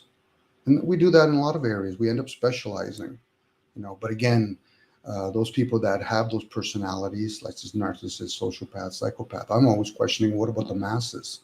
Where is their development? To be around those folks and either complaining about them or worshiping them. And people do worship them, meaning that they work for them. How many people would want to work for somebody that's just always a kind person, but meanwhile you're in an industry where it's a cutthroat? It's not going to work. You're going to need those types of personalities. And if you're the kind of person that were preset with an alpha male or alpha female personality, you would be best suited for that. I'm not saying just because you're an alpha male that you don't want to do that, but if you are underdeveloped, and a lot of times it's just out of neglect. Most people just don't get taught how to deal with their emotions when they're in those child years. Again, we reward and we punish other people, usually both out of ignorance. People don't try to break down, okay, so how did you live? Were you in a place where your parents really cared for you? Was your grandparents with you? Did they help teach you what discipline is? most of us are living like we're like in a puppy mill. We're all trying to survive. We'll eat as much food as we can. We'll steal from each other and then put some sort of justification. Well, that's just the way it is. I said, really? So if I stole from you, could I use the same justification? Now they might get upset. I said, so then at that point you're being a hypocrite, because they're the ones that are saying, oh, that's just the way it is. We hear each other, Charles. It's just a lot of people don't go inwards and realize, am I seeing a projection of myself? When I hear everybody talk, I see myself. I realize I have all those personalities. I just don't try to become a pro at any particular one. You know, and then people put value on, yeah, but I have all these ailments. I said, do you have the ailments, or does the body have the ailments? You know, well, I'm one. I'm all the same. I'm like, okay, so where do you go when the vessel no longer is there, or where do you go when you go to sleep? They don't put thoughts like that. So they're reinforcing the only program that's ever been given to them, narrow as that may be. You know, people that are very egotistical, they're going to use words like free will. The will has many variations to it. Why only be stuck on the word free? It's like when people talk about secret. It's not a secret. When most humanity is ignorant and they write a book saying that this is the secret teachings, what they just didn't want to tell you. It's a teaching that most of you guys are just going to ignore. Hence why it's written in plain sight. They're counting on most people are going to be so driven by their ignorance, by that veil over their eyes, and then they're going to try to justify it. I said, so you're punching in the dark, are you? Well, you tell me how that works out. This is the shit. If all of a sudden the elites or whoever they are started talking openly, most people would either be running out in the street screaming, but they wouldn't even know what they're screaming about. It's just, oh, well, I can't believe they fucked me over. I said, again, it's all about you, isn't it? That's the ego, Charles. Most people don't know how to humble the ego, or at least put it in some sort of pause long enough to realize, holy fuck, I've been playing this game with myself. I have never truly been the participant in it. And then they wonder why they react all the time. Me. This is what I did when I went to university. Oh, fuck, here's some more grandstanding. This is what I did with raising my kids, more grandstanding. Tell me when you're done. Because I could easily ask questions. So did you create the university? Well, no. Did you create the books? No. Did you create the teachers? No. Did you, outside of just planting your little seed into a womb that's already been preordained, did you teach your kids how to breathe? Well, no. I said, that's the ego talking at that point. And those are the folks in that moment that they haven't learned, you know, I'm just using a cliche, that beginner's mind, always being flexible. I want to be in the moment, but I want to be in the moment by me dragging all my programs with me, all my rights and wrongs, my agreements or disagreeing, just waiting for somebody to say something so I can put on my little caveat. I agree or disagree, or hey, how about Facebook or YouTube? Give me an icon so I can just push a button and give emoji. Or somebody tells me to subscribe to something, so I quickly subscribe to something and never realizing, isn't that the same thing of the schooling system? They tell me I got to go to school and I quickly subscribe, but I don't even know nothing about this person. Do you see the indoctrination now? Again, that's the ego. That's just a program. And some people, once they become aware of all that stuff, they're okay with it, but at least they understand now and they have discernment. Most people that try to defend things, I said, you're not being true now. You're saying that you're being a kind person, but the truth of the matter is you get a little pushback, you start defending yourself. I said, then you're not true. A wheel is true. If it has a little, you know, it's out of alignment, tighten some of those spokes. And again, I always find this in true human astrologers, because I usually don't do this publicly, but privately I'll tell my buddies, I'll fucking go upside and downside of you, because I'm counting on the fact that you've done that already for yourself. I respect when people go upside and downside of me, but privately. If they do it publicly, I'm like, okay, so what do you get out of this? And for me, I'm just sharing awareness. I just think a lot of nonsense is usually spoken on most channels. That's even erroneous on my part. I can't most channel. There's fucking thousands of channels on YouTube, and the few ones that I actually scan once in a while. So in that case, back onto the theme, it's about the ego. It's my ego that's talking right now. Because I can ask myself a question, how does this serve Charles, let alone anybody else here? The ego can be a good thing and a bad thing. It can be. You can even use words like healthy or unhealthy.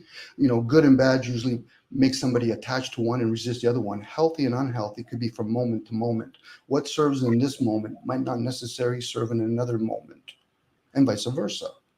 So sometimes the ego, being grandiose, serves, especially when you think about certain sports. You have to be in that position to be the best you can be. Forget about being better than others. That's just when people compete with each other and say, okay, I see where you're at. You see where I'm at. Do we want to help each other? Opposed to just conquering each other for what? A measly prize, a trophy, some pieces of paper, which, hey, fill their boots if that's what they want. Lack. It's not what they need. Most people don't need to conquer another human being. But I get it, Charles. We're going to use words, and those are the words that a lot of us use, good or bad, right or wrong, but dare not challenge those things. Especially when you're using an English language where there's many meanings to the same word. So explore those things. Most people want to drive home the exact same way they came when they went to work, opposed to no, take a different route. Just explore yourself. You don't need to go on vacation and then realize, oh, I didn't realize the world was this way. Some people travel the world via the internet. Some people travel through a train. Some people, they play sports. I'm just using that as an example, or music. Not everybody wants to listen to the same type of music over and over and over again. And then they start saying, well, rap's the best music. Have you listened to anything else? Have you listened to Bollywood? Have you listened to Asian music? Have you listened to country music? Well, no, Dom. I said, okay, so then how can you say with a surety that rap is the best music? That's like somebody saying, I live in Canada, it's the best country in the world. Have you been to other countries? No, that's the ego talking. Right then and there, I've read them. I said, it's not my fault that I'm reading you like an easy fucking book. And the thing is, I'm not even past the first fucking page. I want to know that people have a book that they can truly say, Dom, I have 1,000 pages in my book. What do you got, Dom? Well, I like to think that I have 14 chapters already. And this is my second volume. But for most people, they're on page 1. They read it over and over again. Anyway, I went on. Sorry about my voice. Hi, Face Plant. Hey. Yeah, Dom, I remember the day you mentioned something about there's some people who they never traveled more than like 100 miles from where they were born their whole life.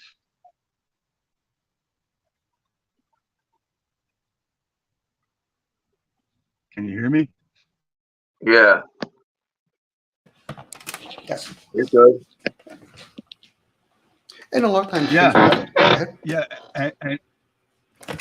and yet there's some people that's just about all they do. Travel. They want to see everything. They want to see the world. But like you get on a plane and then you go to the touristy areas and you think you know the place, but you're not going and seeing like the country people or the real country in that. Whereas the person who didn't go more than 100 miles or 50 miles from where he was born, he's seeing everything there. So he might be seeing more of the world than that person who's just going all over to the touristy areas. I mean, there's a whole world in a handful of dirt that you can never understand as a human how many organisms and the ecosystem that's going on in a handful of dirt.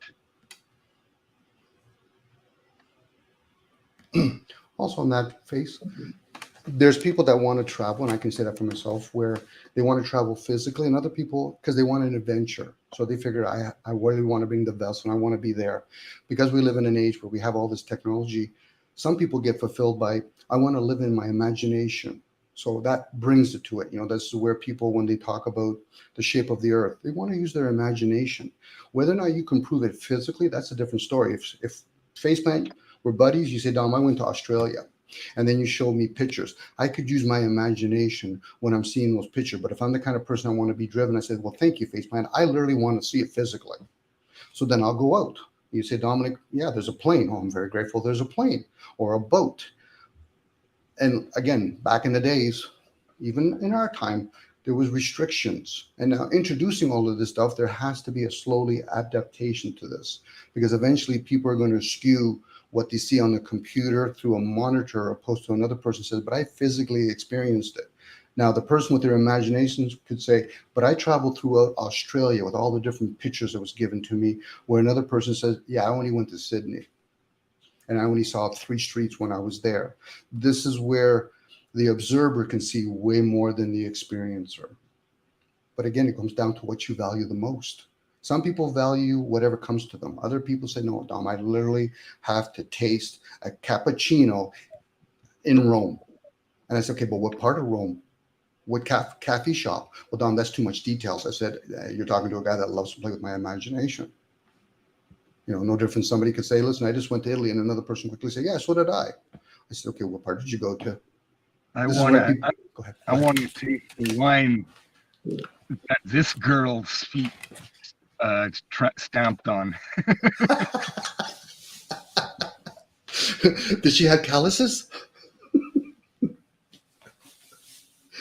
But that's true, Faceplant. Yeah. You know, and then there's. Go ahead. It's like,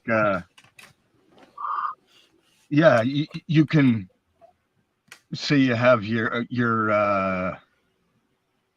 you want to have your dead pet's ashes in an urn.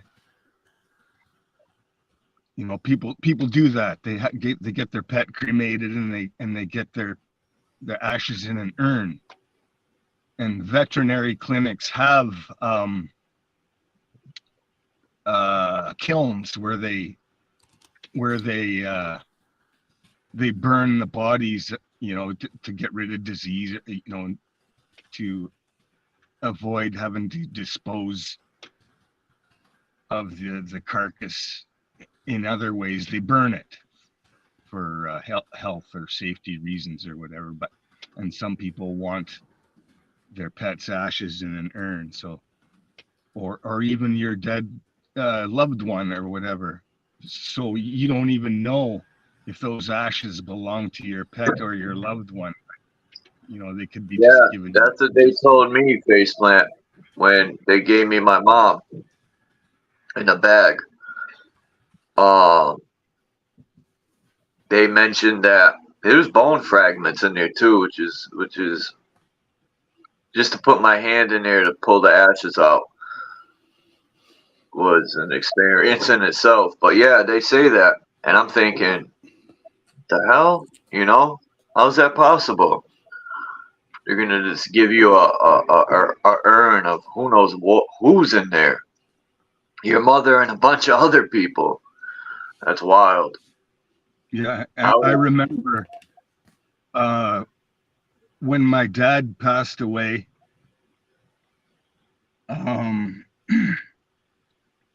his wife made the decision that she was going to spread some of his ashes in Mexico, where they went every year. They spent a lot of time in Mexico, and I was upset about that, and my sisters just went along with it. I thought it was ridiculous.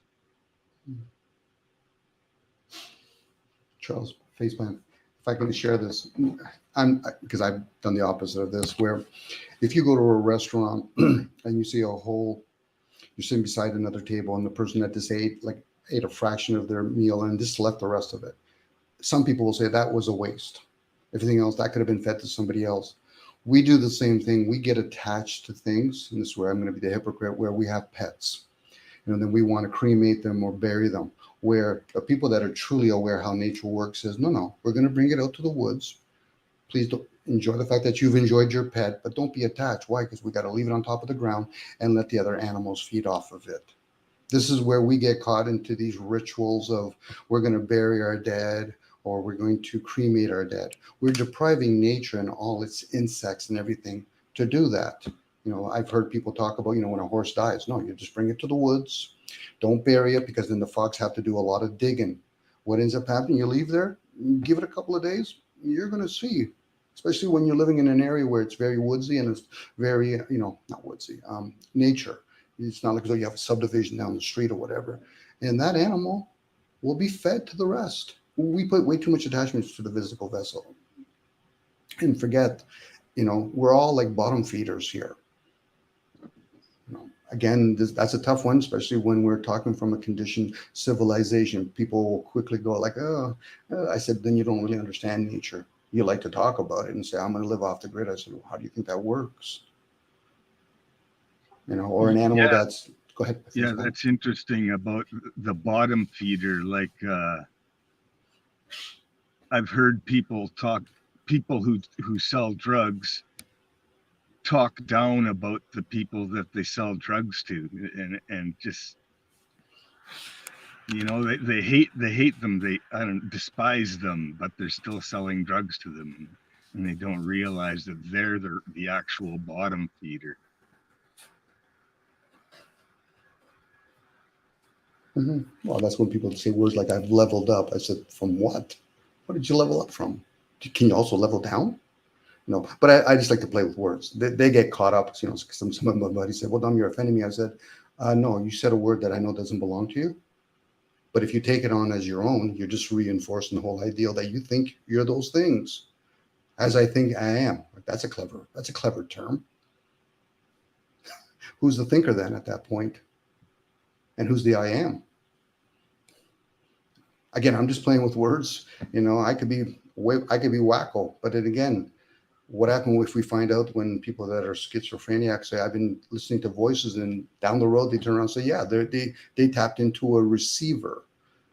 It's just today and age, now we do Wi-Fi. Everybody's communicating with each other. Go ahead.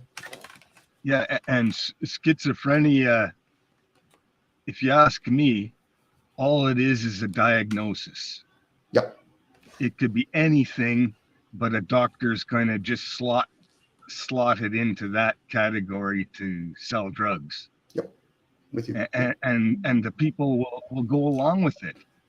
Like this so-called schizophrenic's friend will, if it's a diagnosed, then yeah, the friend puts that person into that box, and then that's the baseline for a lot of things, is to pump them full of their medicines, so-called medicines. Well, they're suppressing their gifts, so no different ADHD, autism, schizophrenia. If it was done in the right community, would turn around and say, "You're a seer," or autism. Go ahead.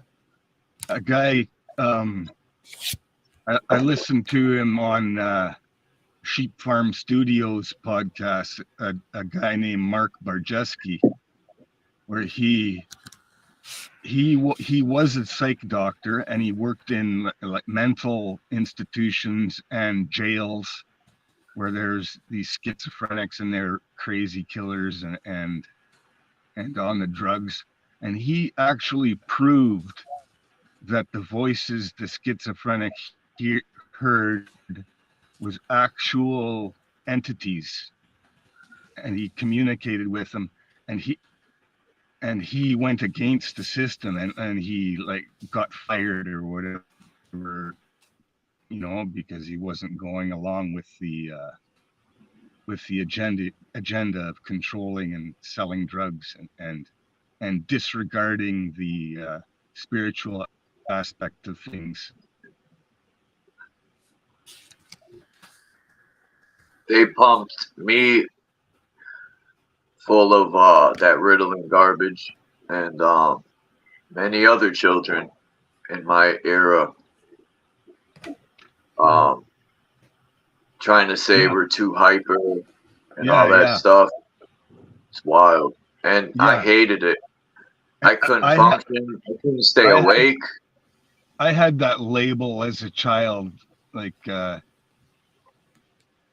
even friends, like, so what I surmised from it was that my mom and her friend, who was my friend's mom, they must have been talking, like my mother saying that I'm a problem because I'm hyperactive, and then I hear it from my friends. So my mom talks to her friend, and she talks to her kids, and then the kids come back at me it was very upsetting. I remember experiencing this as a child.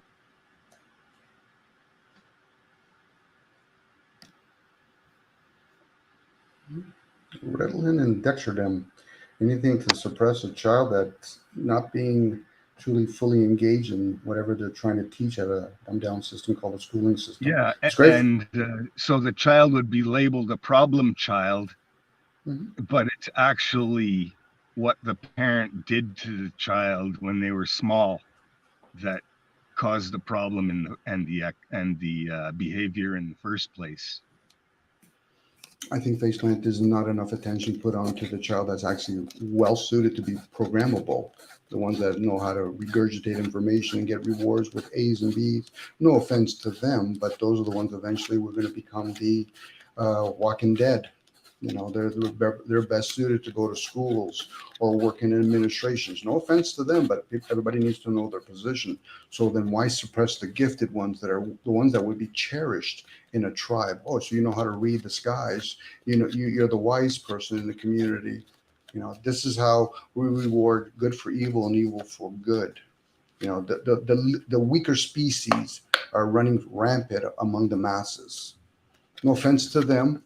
But then would you want to be elevated by something that's dumbing you down or elevated by something that you can move forward? Oh, this is how it is. And Then, go ahead. Yeah, that's the control system. That's what they want to be running the rest of the people is the indoctrinated.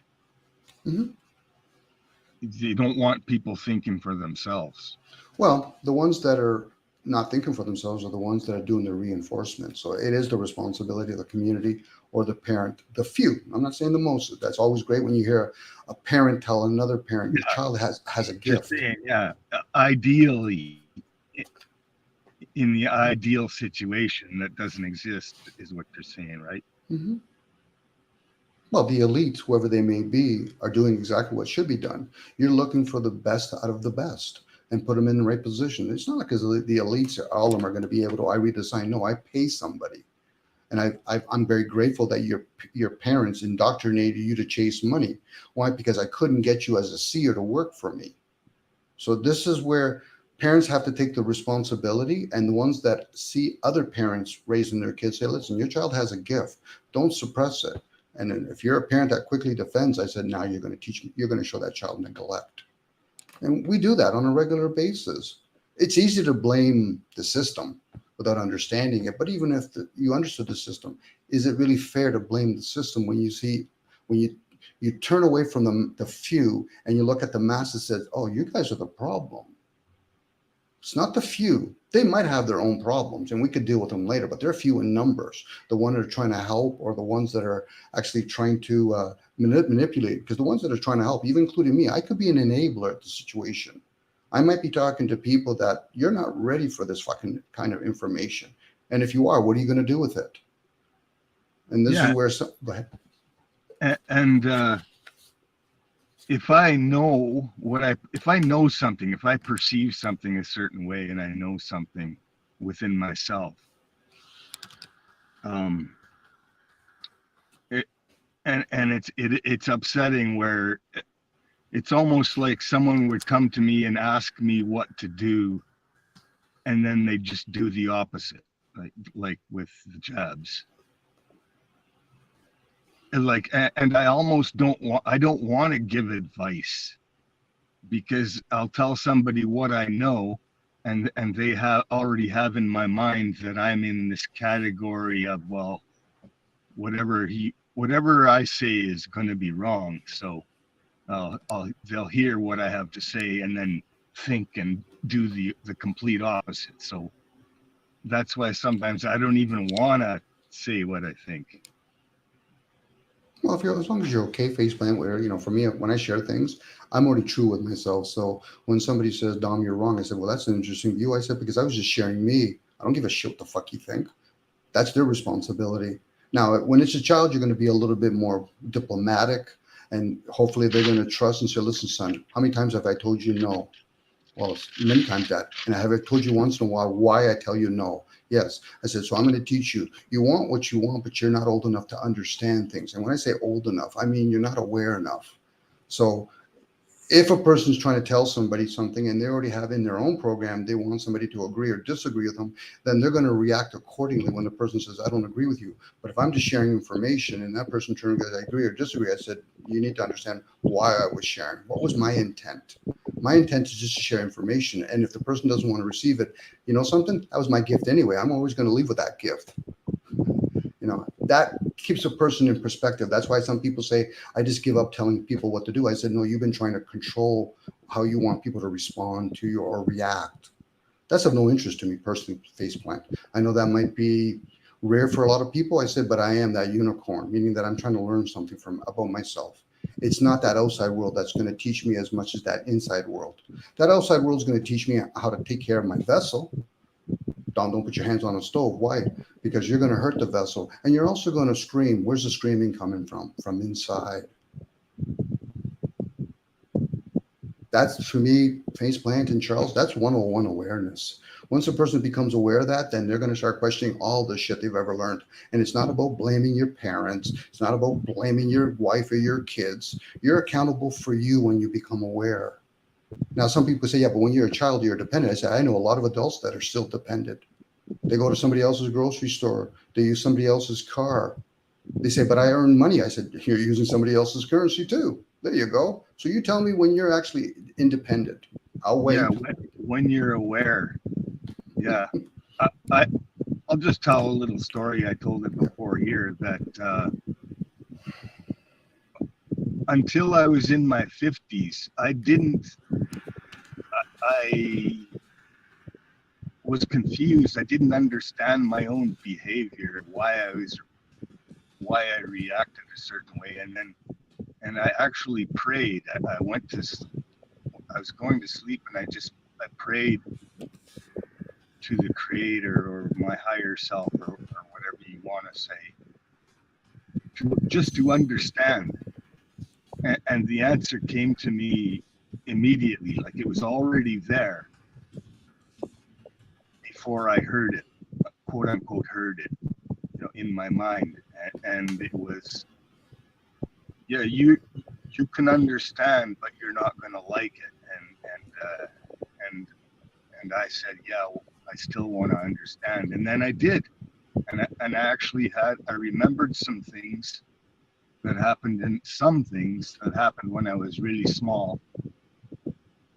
And I had literally had an emotional breakdown. And this was when I was in my 50s. And it explained my behavior, my erratic behavior throughout my life. And it's not like it fixed it. It's still there, right? it's still there. It's just I know what it is now. You know, when I snap, you know, I'll still snap, but now I know what it is, and I don't snap as much as I used to. Keep booting myself out.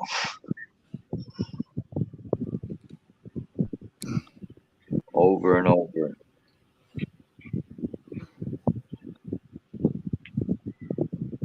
Yeah, there's something I was gonna say and I forgot. I picked it. I have some sweetgrass in my yard. I ordered it from this herb place years ago, and it came in the mail. It was like just one little strand of grass with a little bit of roots on it. And I've had it in my yard for years. I've got this tiny, tiny piece of sweetgrass, and it's just amazing how much aroma comes off of this. I'm just smelling it right now. I think that's what cats eat.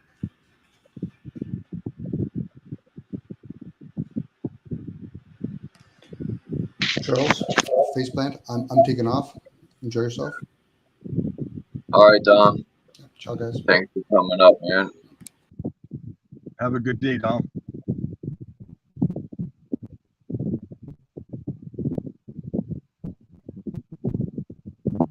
Did anyone catch Axis Live yesterday? I watched some of it. It was Dom, Axis, and this woman. I forgot her name.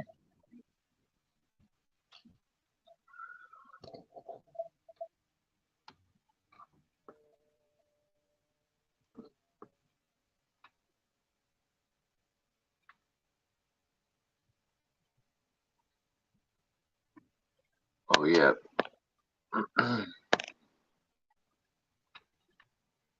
This is an awesome picture. But then I ask, how is this picture? Right? It's the same as this one. Where the fuck is the third tree stump in the center there? You see it here? Yeah, those beautiful colored sunsets when all that color is actually from pollution. Yeah, I know. Or it's the gases. The gases and shit in the whatever sphere it's in. People be like, that's why it's called an atmosphere. Because we live on a globe. Is that around Devil's Tower? Those are like petrified tree stumps. Yeah. And I thought this picture was, but one of the tree stumps ain't in this picture because it's to the right. But I wonder if this is caught as a real picture. That would be, you know, I know it's enhanced probably, but yeah, if this is real, nice picture. I have some video of some really weird lightning. And it was like going from point to point in the sky. The lightning is like, and it was different colors. It was like some kind of war going on or something. It was really weird. And the thunder was weird. Sometimes I didn't even hear thunder, but and sometimes I did, and it would be just like a low roar. And I could just still see this lightning going from point to point in the sky, different colors, blue, orange. It was weird. I still have it on an SD card. I was just using our ordinary digital camera, so you can put those micro SD cards in a digital camera, and then you can put the SD card into a tablet or a phone and manipulate the image with the tablet or phone, pause it and screenshot it or whatever.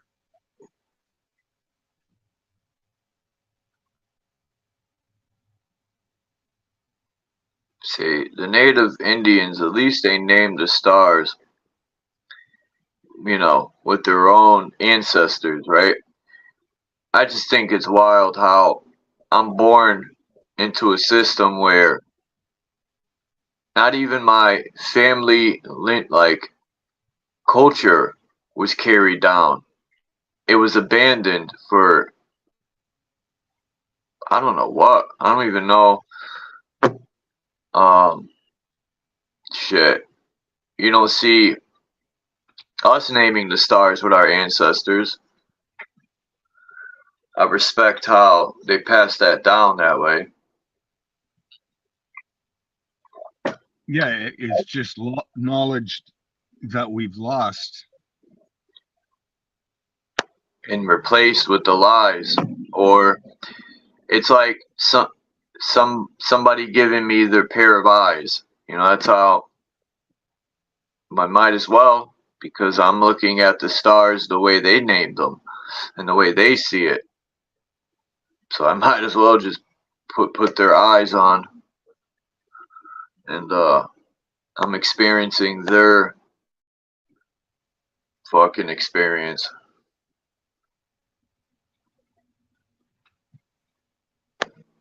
I gotta learn how to, because it's difficult, at least for me, a person with no experience mapping the stars.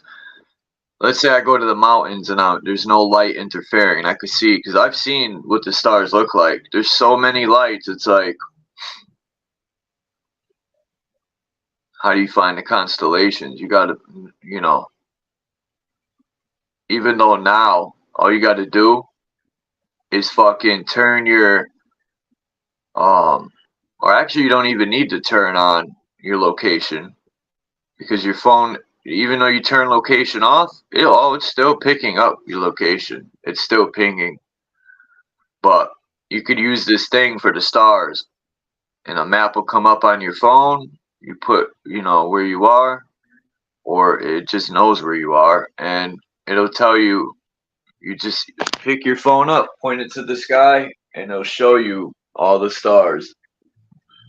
I think if you turn the location off, then it won't be giving you location from the towers. It'll be giving you location from the address, the internet address.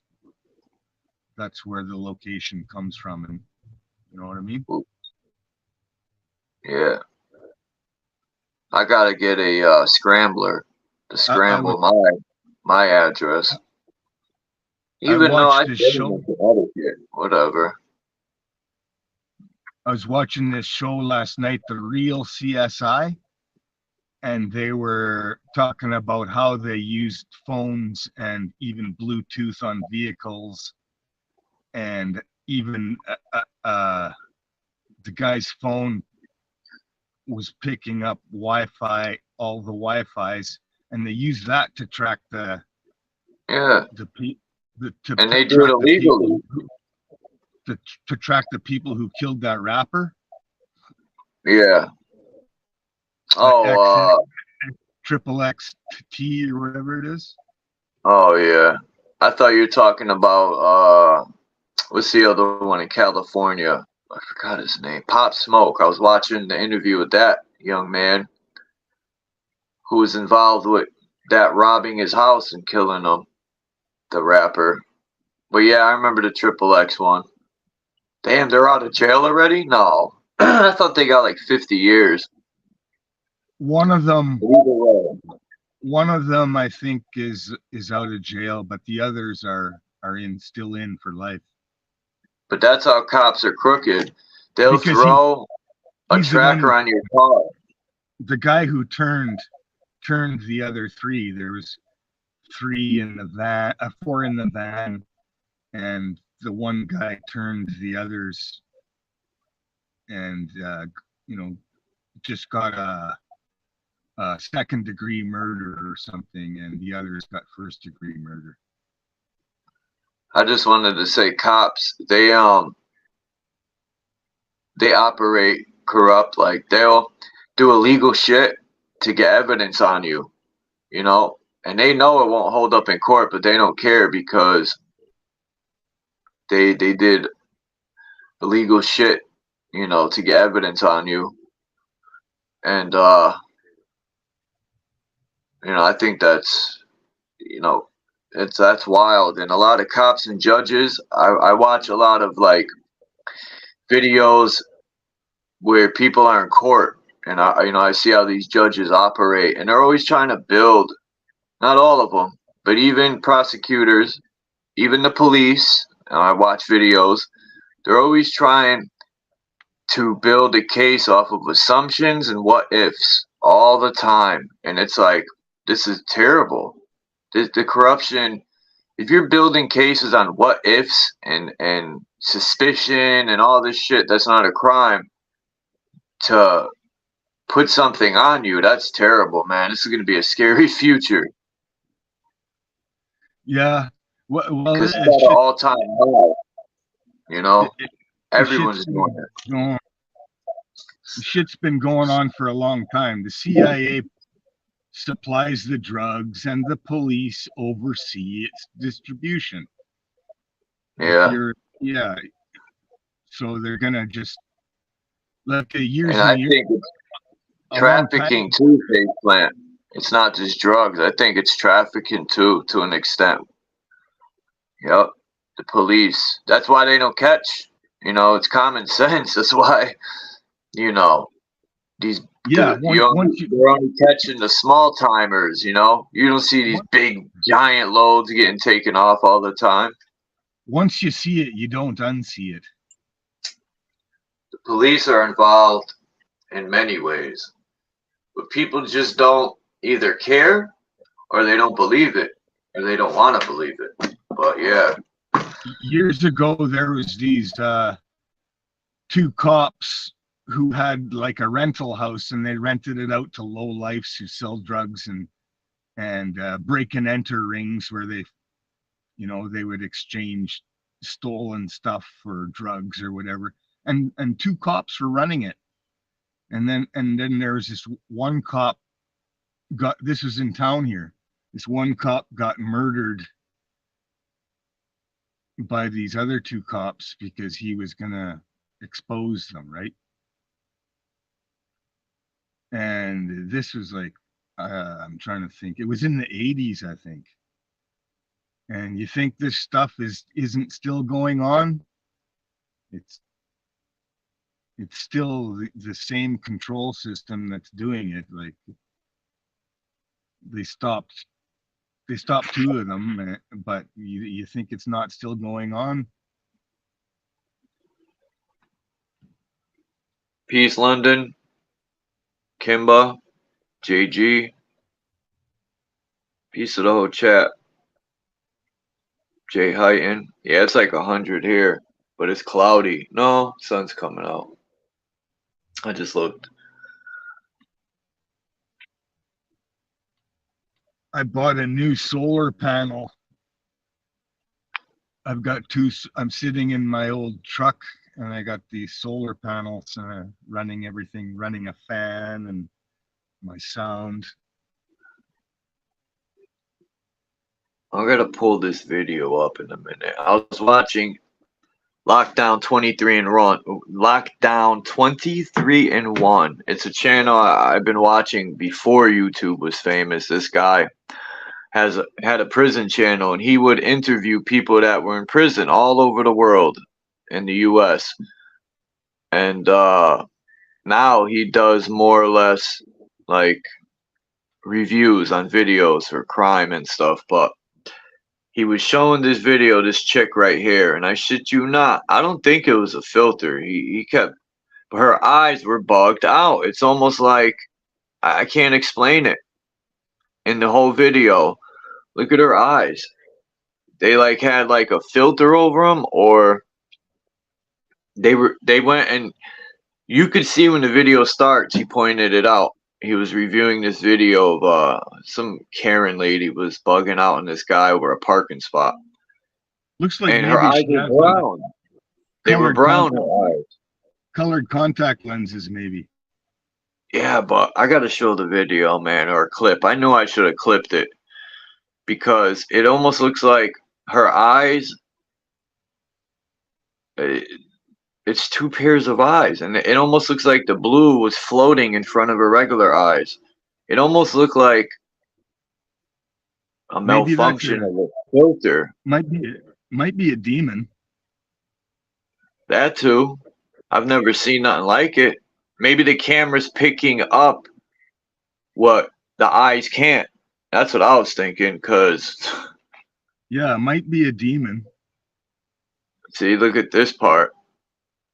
Dude, this looks bugged out.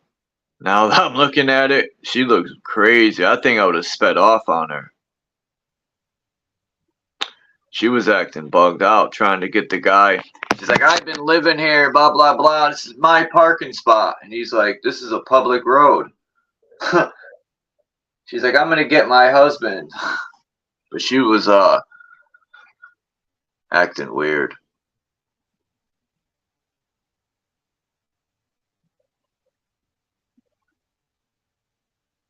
Did you hear what I said about the demon? No. Well, I heard you, but yeah. I didn't. What'd you say? Yeah, it might be a demon that's making her eyes look like that. All right, hold on. I gotta Let me see, how much is my laptop charged? Oh shit. Let that charge up. I wonder if I could make a short. I'm gonna see right now. Because I just want a clip of the video. I don't want to watch the whole thing. I'm gonna go to his channel and see. You know how you can make like shorts? Yeah, you can crop a piece out of the video. Let me see. Does it have a crop function on your phone? I think maybe the video actually has to be on your phone for you to crop part of it out. Let's see.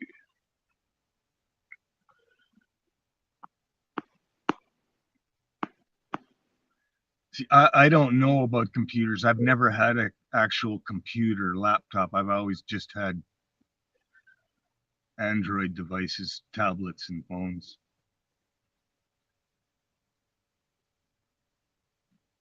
So I'm kind of a zero when it comes to computers. I know a lot about how the Androids work, but that's about it. There it is. Let's see if it'll let me. Some channels you can't. Let's see, I could remix it, clip. Here we go. I'm gonna clip it. All right. Let me see. Right here, clip. Or maybe run it slow.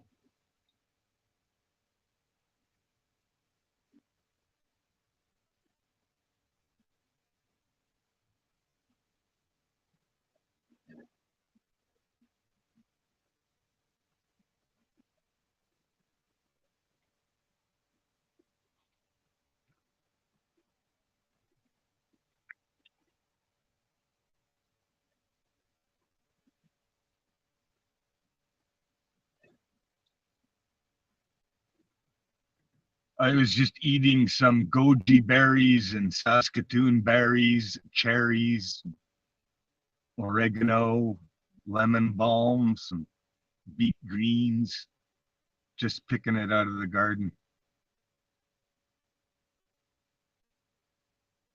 Just kind of browsing in the garden.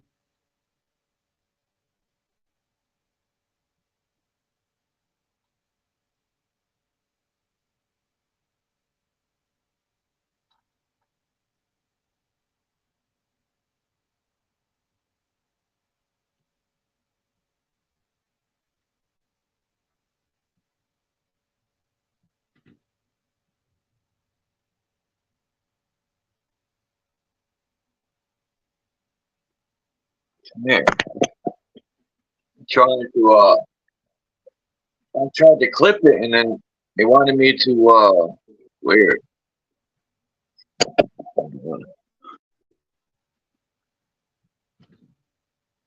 So did you see like her eyes change color?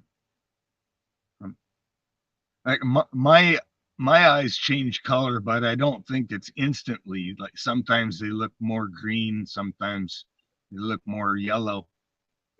I'm gonna I'll do a one better. When I get off of here, I'm gonna make a short video of it because I want to find the part where he noticed it too. And he rewound the video and her eyes went from brown to blue. And either A, it's a filter, which is malfunctioning and it looks like she got eyeballs outside of her eyeballs, or two, there's a fucking daemon in her. And yeah, or she's a cyborg and her eyes are like projecting fucking hologram eyes.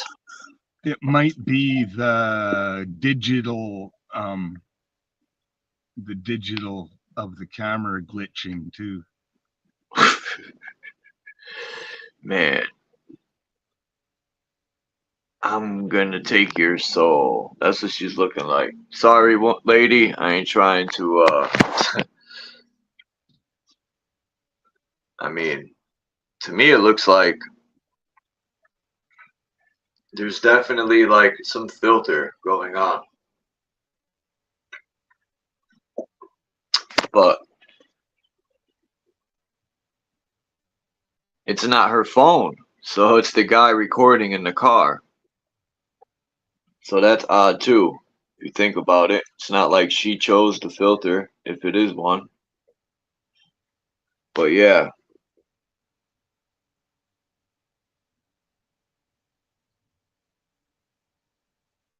You can see it here, especially with the right eye. Yeah, something ain't Our right. left or her left? Our right or her right? Her left. It would be our right, but her left. That eye, the black part is huge. I mean, not huge. The black part is bigger than the one on her other eye. Yeah, something ain't right.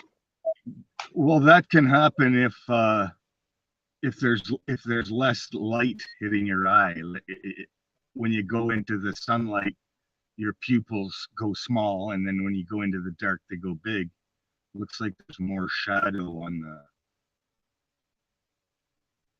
the eye with the bigger pupil.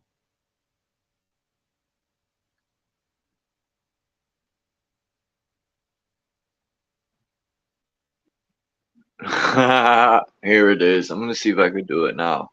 He said, hold on a minute. Then her eyes. Hold on. Might be the digital photography glitching too. Like sometimes a digital camera will pick up different kind of noise, video noise, where it's not processing. There's too much light going into the lens, and it's not processing it fully.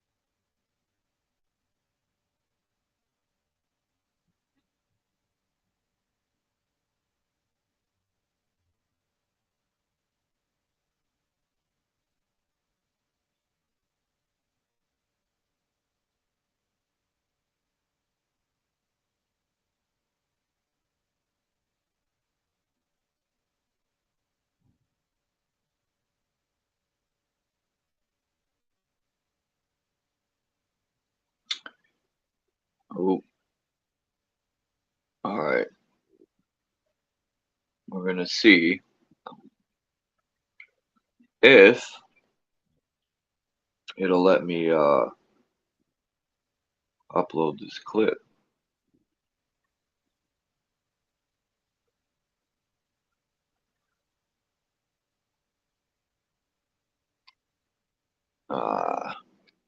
Anyway, I'm gonna do it that way. I'm gonna jump off of here in a minute anyway. I want to clip it myself. I'll make a 60-second video out of it.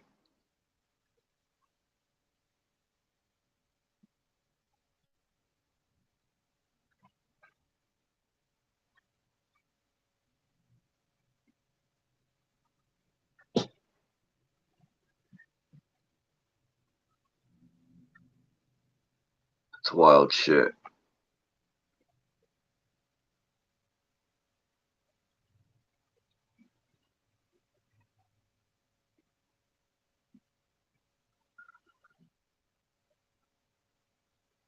Oh yeah, this video. Let me play this video. I almost forgot. When we were talking about graves earlier, I had came across this video about the guy explaining that graves aren't 6 feet no more.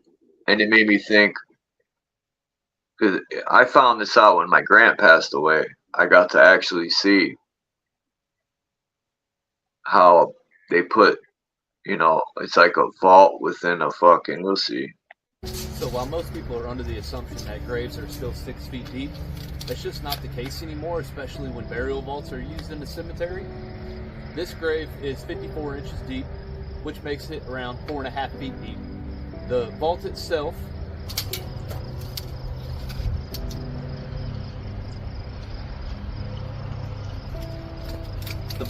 is just over 34 inches. So what that means is that there's 20 inches of soil above the vault. Now the casket sits down lower, 6 or 8 inches into the vault. Therefore, the top of the casket is around 2.5 feet below the surface of the ground. Now the reason that they used to dig graves 6 feet deep was grave robbers for one, vermin for two, animals trying to get access to the person that's in the grave, and of course there's going to be a scent when a person is buried in the ground. Now the reason that they don't have to be 6 feet deep anymore is because grave robbery is next to impossible with one of these sealed burial.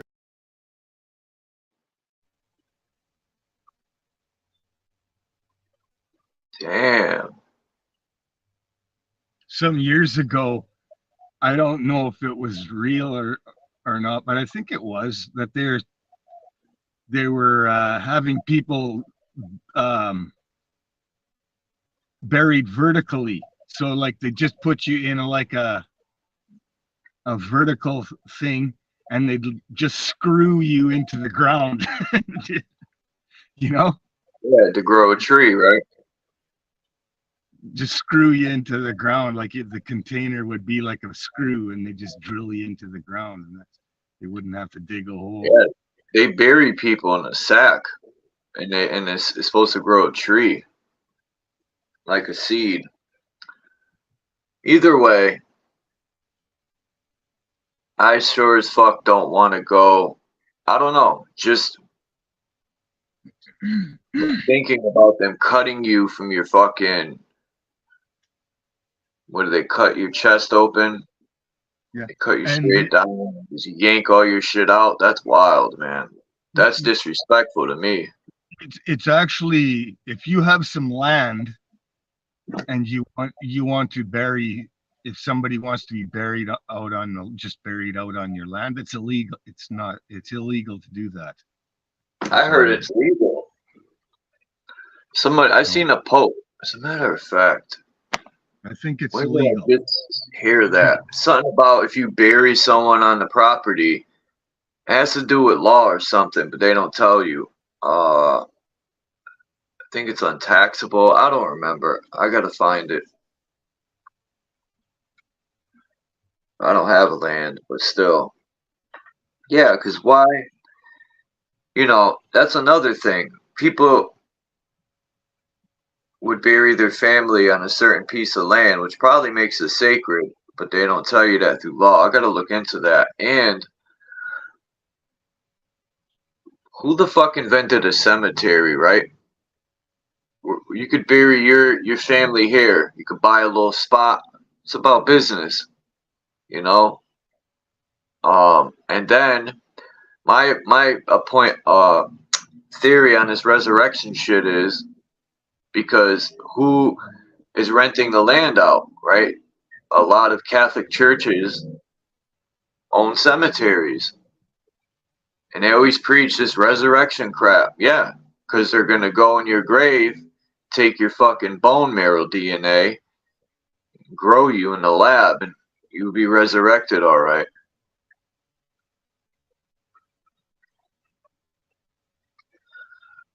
Yep, you'll be resurrected. They're going to grow you in a synthetic womb.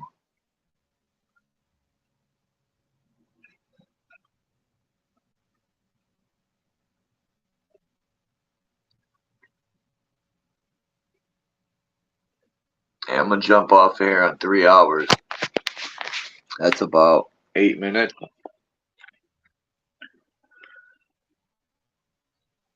You never thought about that face plant? Them cutting you open and just like, you know, like a chop shop.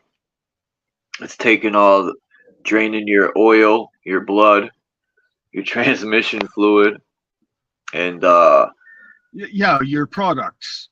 Your body is products. it's crazy. They probably eat the organs and shit and drink the blood. Remember that thing about Richie from Boston was on it a little bit about I think it was FEMA or the government ordering all these guillotines. Yeah, I seen that. The train. Yeah. So they can literally take your body, cut the head off, and then distill your body into its products. And the head has different products, so it goes through a different process. Yeah, they want that third eye. They want to drink that adrenochrome. I mean, not adrenochrome, but they probably do something with the third eye. I guarantee you. There's probably some liquid in there. There's something in the third eye that I could guarantee. There's something too with burying people in these caskets and encasing them. Excuse me, and encasing them. It's either to extract DNA in the future or extract DNA in the future. So why else would they make these containers for, you know, in these graveyards? That the cemetery is owned by these churches, and they're the Catholic Church. Huh? And there are a lot of videos showing that you can't find any graveyards before the 1800s, like maybe late 1700s, and that's about the oldest Right. graveyard for regular people that there even are. Yeah, that's why you buy your plot and you give your body to the church when you die, and you're hoping for revelations, man, where they'll resurrect you. You paid for your spot to get into heaven. You paid, right? That's one thing that really bugs me about this shit. Like, how in the hell did they hide everything that happened before the 1800s? Like the music, the language, maps, musical instruments. There's nothing. It's wild, right? It makes me think, man, that we were genetically created and they fabricated history, taught us a lie. Hold on.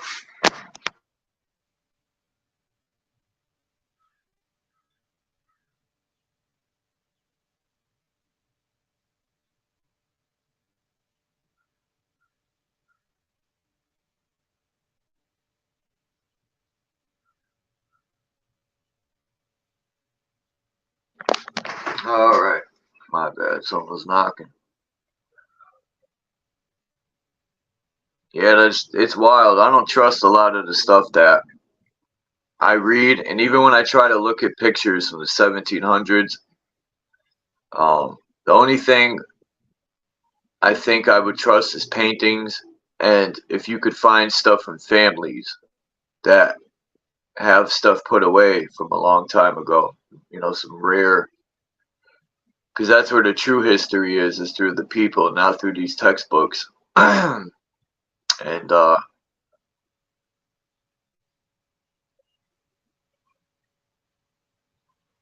yeah, fuck the textbooks. If you want to find true history, you got to go through the people. That's it. That know their lineage. I'm not, you know, I say fuck the textbooks, but there's got to be some truth in this stuff. You know, it ain't all bullshit. I think every lie is based off some truth. That's where a lie comes from, twisting the truth.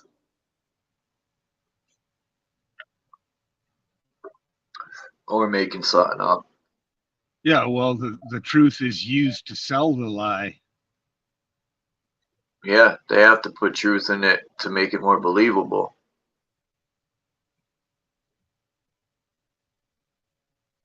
Like those buildings that have huge insides, you know, okay, they could have been factories. I've thought about that. But for the most part, when I found out that guy was 9.5 feet tall, I said, man, but that's only 3 feet more for 12 feet. If you look at a lot of them buildings, I would love to find a giant's book. Like, I'll call him a giant, 12 feet, because it's a giant to me. Just to see what that giant was thinking, like a diary or something. Some family has to have the belonging of these giants. They have to, because there's evidence of them existing. I know of 2 people who had, like, both in Manitoba here, that had entire extra rows of teeth that they had to get removed, adult teeth. Supposedly some of these giants, they had extra rows of teeth. Huh. It reminds me of Jaws from James Bond with them fucking titanium teeth he had. Razor sharp. Wasn't Sean? I think, yeah, Sean Connery was Bond. No, that was Pierce Brosnan. And there's actually this thing called diploid and triploid. That it happens in, like, trees, for example. The poplar tree, a regular poplar tree, and then there's a giant version, and it's genetically the same, but the tree itself is giant compared to the other one, and it actually has double or triple the chromosomes. They're the same chromosomes, but they're double and triple. So they're called a diploid or a triploid, and that might occur in humans too. That maybe these giants just have that extra strand of DNA activated. Well, they need to give me some of that DNA. Like that, it might be in you, but it's actually existing in another dimension with your higher self or something. Like, I always felt that there's another realm that we're part of. Like, you kind of get flashes of it, sounds and smells, that you get the sense that there's something there that's real, that you can't really consciously see what it is.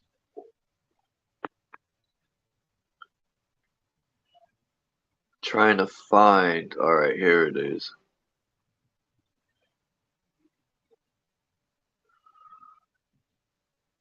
All right. Now, as far as Titans, I don't know if they existed, right? But there's many accounts. You know, those some of these cliffs do look like a fucking Titan's head. But I've came across a picture like this. What a temperature did have to heat up for the ground to buckle like that? Now, it's either a root or, I don't know. It looks like it was something man-made for sure. And it was heated up. It looks like when iron heats up and then it bends, and when it dries, it kind of looks like that. Charles, I put a link in the chat one time a while back about that channel, Our Melted Reality. Have you seen that? He's a boots on the ground guy, and he puts out, they're like 30 or 40 minute videos, and he goes out. He's in the United States, and he goes out to these old sites, and he shows that they were brick buildings, and some kind of heat event happened, and it burnt the bricks into big blocks. Like, the bricks got burnt and then turned into big blocks. And then he's showing how there's still some bricks remaining in the structure. It's called Our Melted Reality. It's pretty good. It might be Check boring. that out. No, It's that not stuff isn't boring to me. Our Melted Reality. It's not sensational or with music or anything like that. It's just a Let's real look at guy. this picture. A real guy going out, and he compares the history given to a certain building, and then compares it to what he sees on the ground, and that it doesn't make any sense. Like this picture. This guy is standing under, in my opinion, this ain't pareidolia. That's a fucking mushroom or a tree. It's petrified. But people will argue with me and tell me that is bullshit. But I see it. Something. Some sort of biological life that's been petrified. So there was a big event. I just either that an event of what maybe it was a war, a bomb went off, or direct energy weapon cooked the shit out of it. Like imagine these trees if they existed like this. I think that's Devil's. No, it ain't Devil's Tower. This says Pico something Grande on Sao Island, a giant tree stump. So this might be in the Philippines. Michelle Gibson has a handle on it. She's saying there was a grid system, a free energy system where everything was integrated, and then the controllers came and they just overloaded the system and burnt it out. It's like a macro computer, a macro processor instead of a microprocessor. The whole thing is like a big circuit board, and they just overloaded it and burnt it out, just like they used to ram the old trains together. You know, they used to have these events where they put two of the old trains on a track, and they'd run them at high speed and smash them into each other as part of getting rid of the old world system. Oh shit, because I've seen videos of that. So it's like kind of like That's the same wild. thing, the same idea. That who's Damn, ever wasted. controlling What a waste.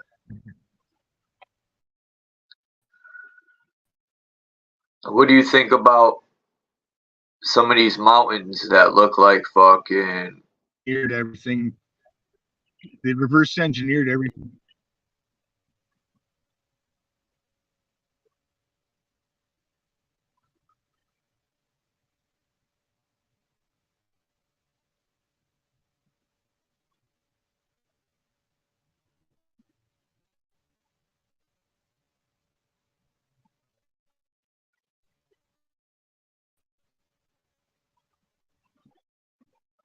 I don't know if some of these faces are fake, but maybe. But if there's somebody that tall, that's wild.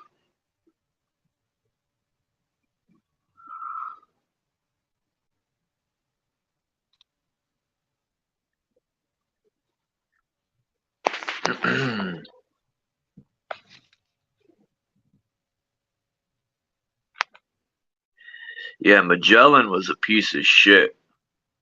I tell you that. Ferdinand Magellan.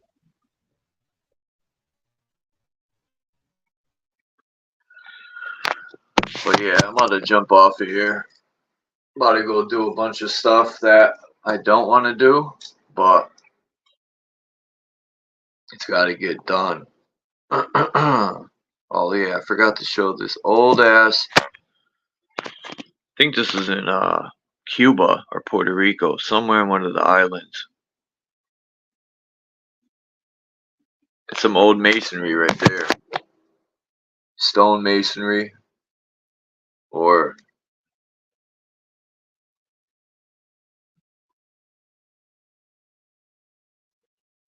And I think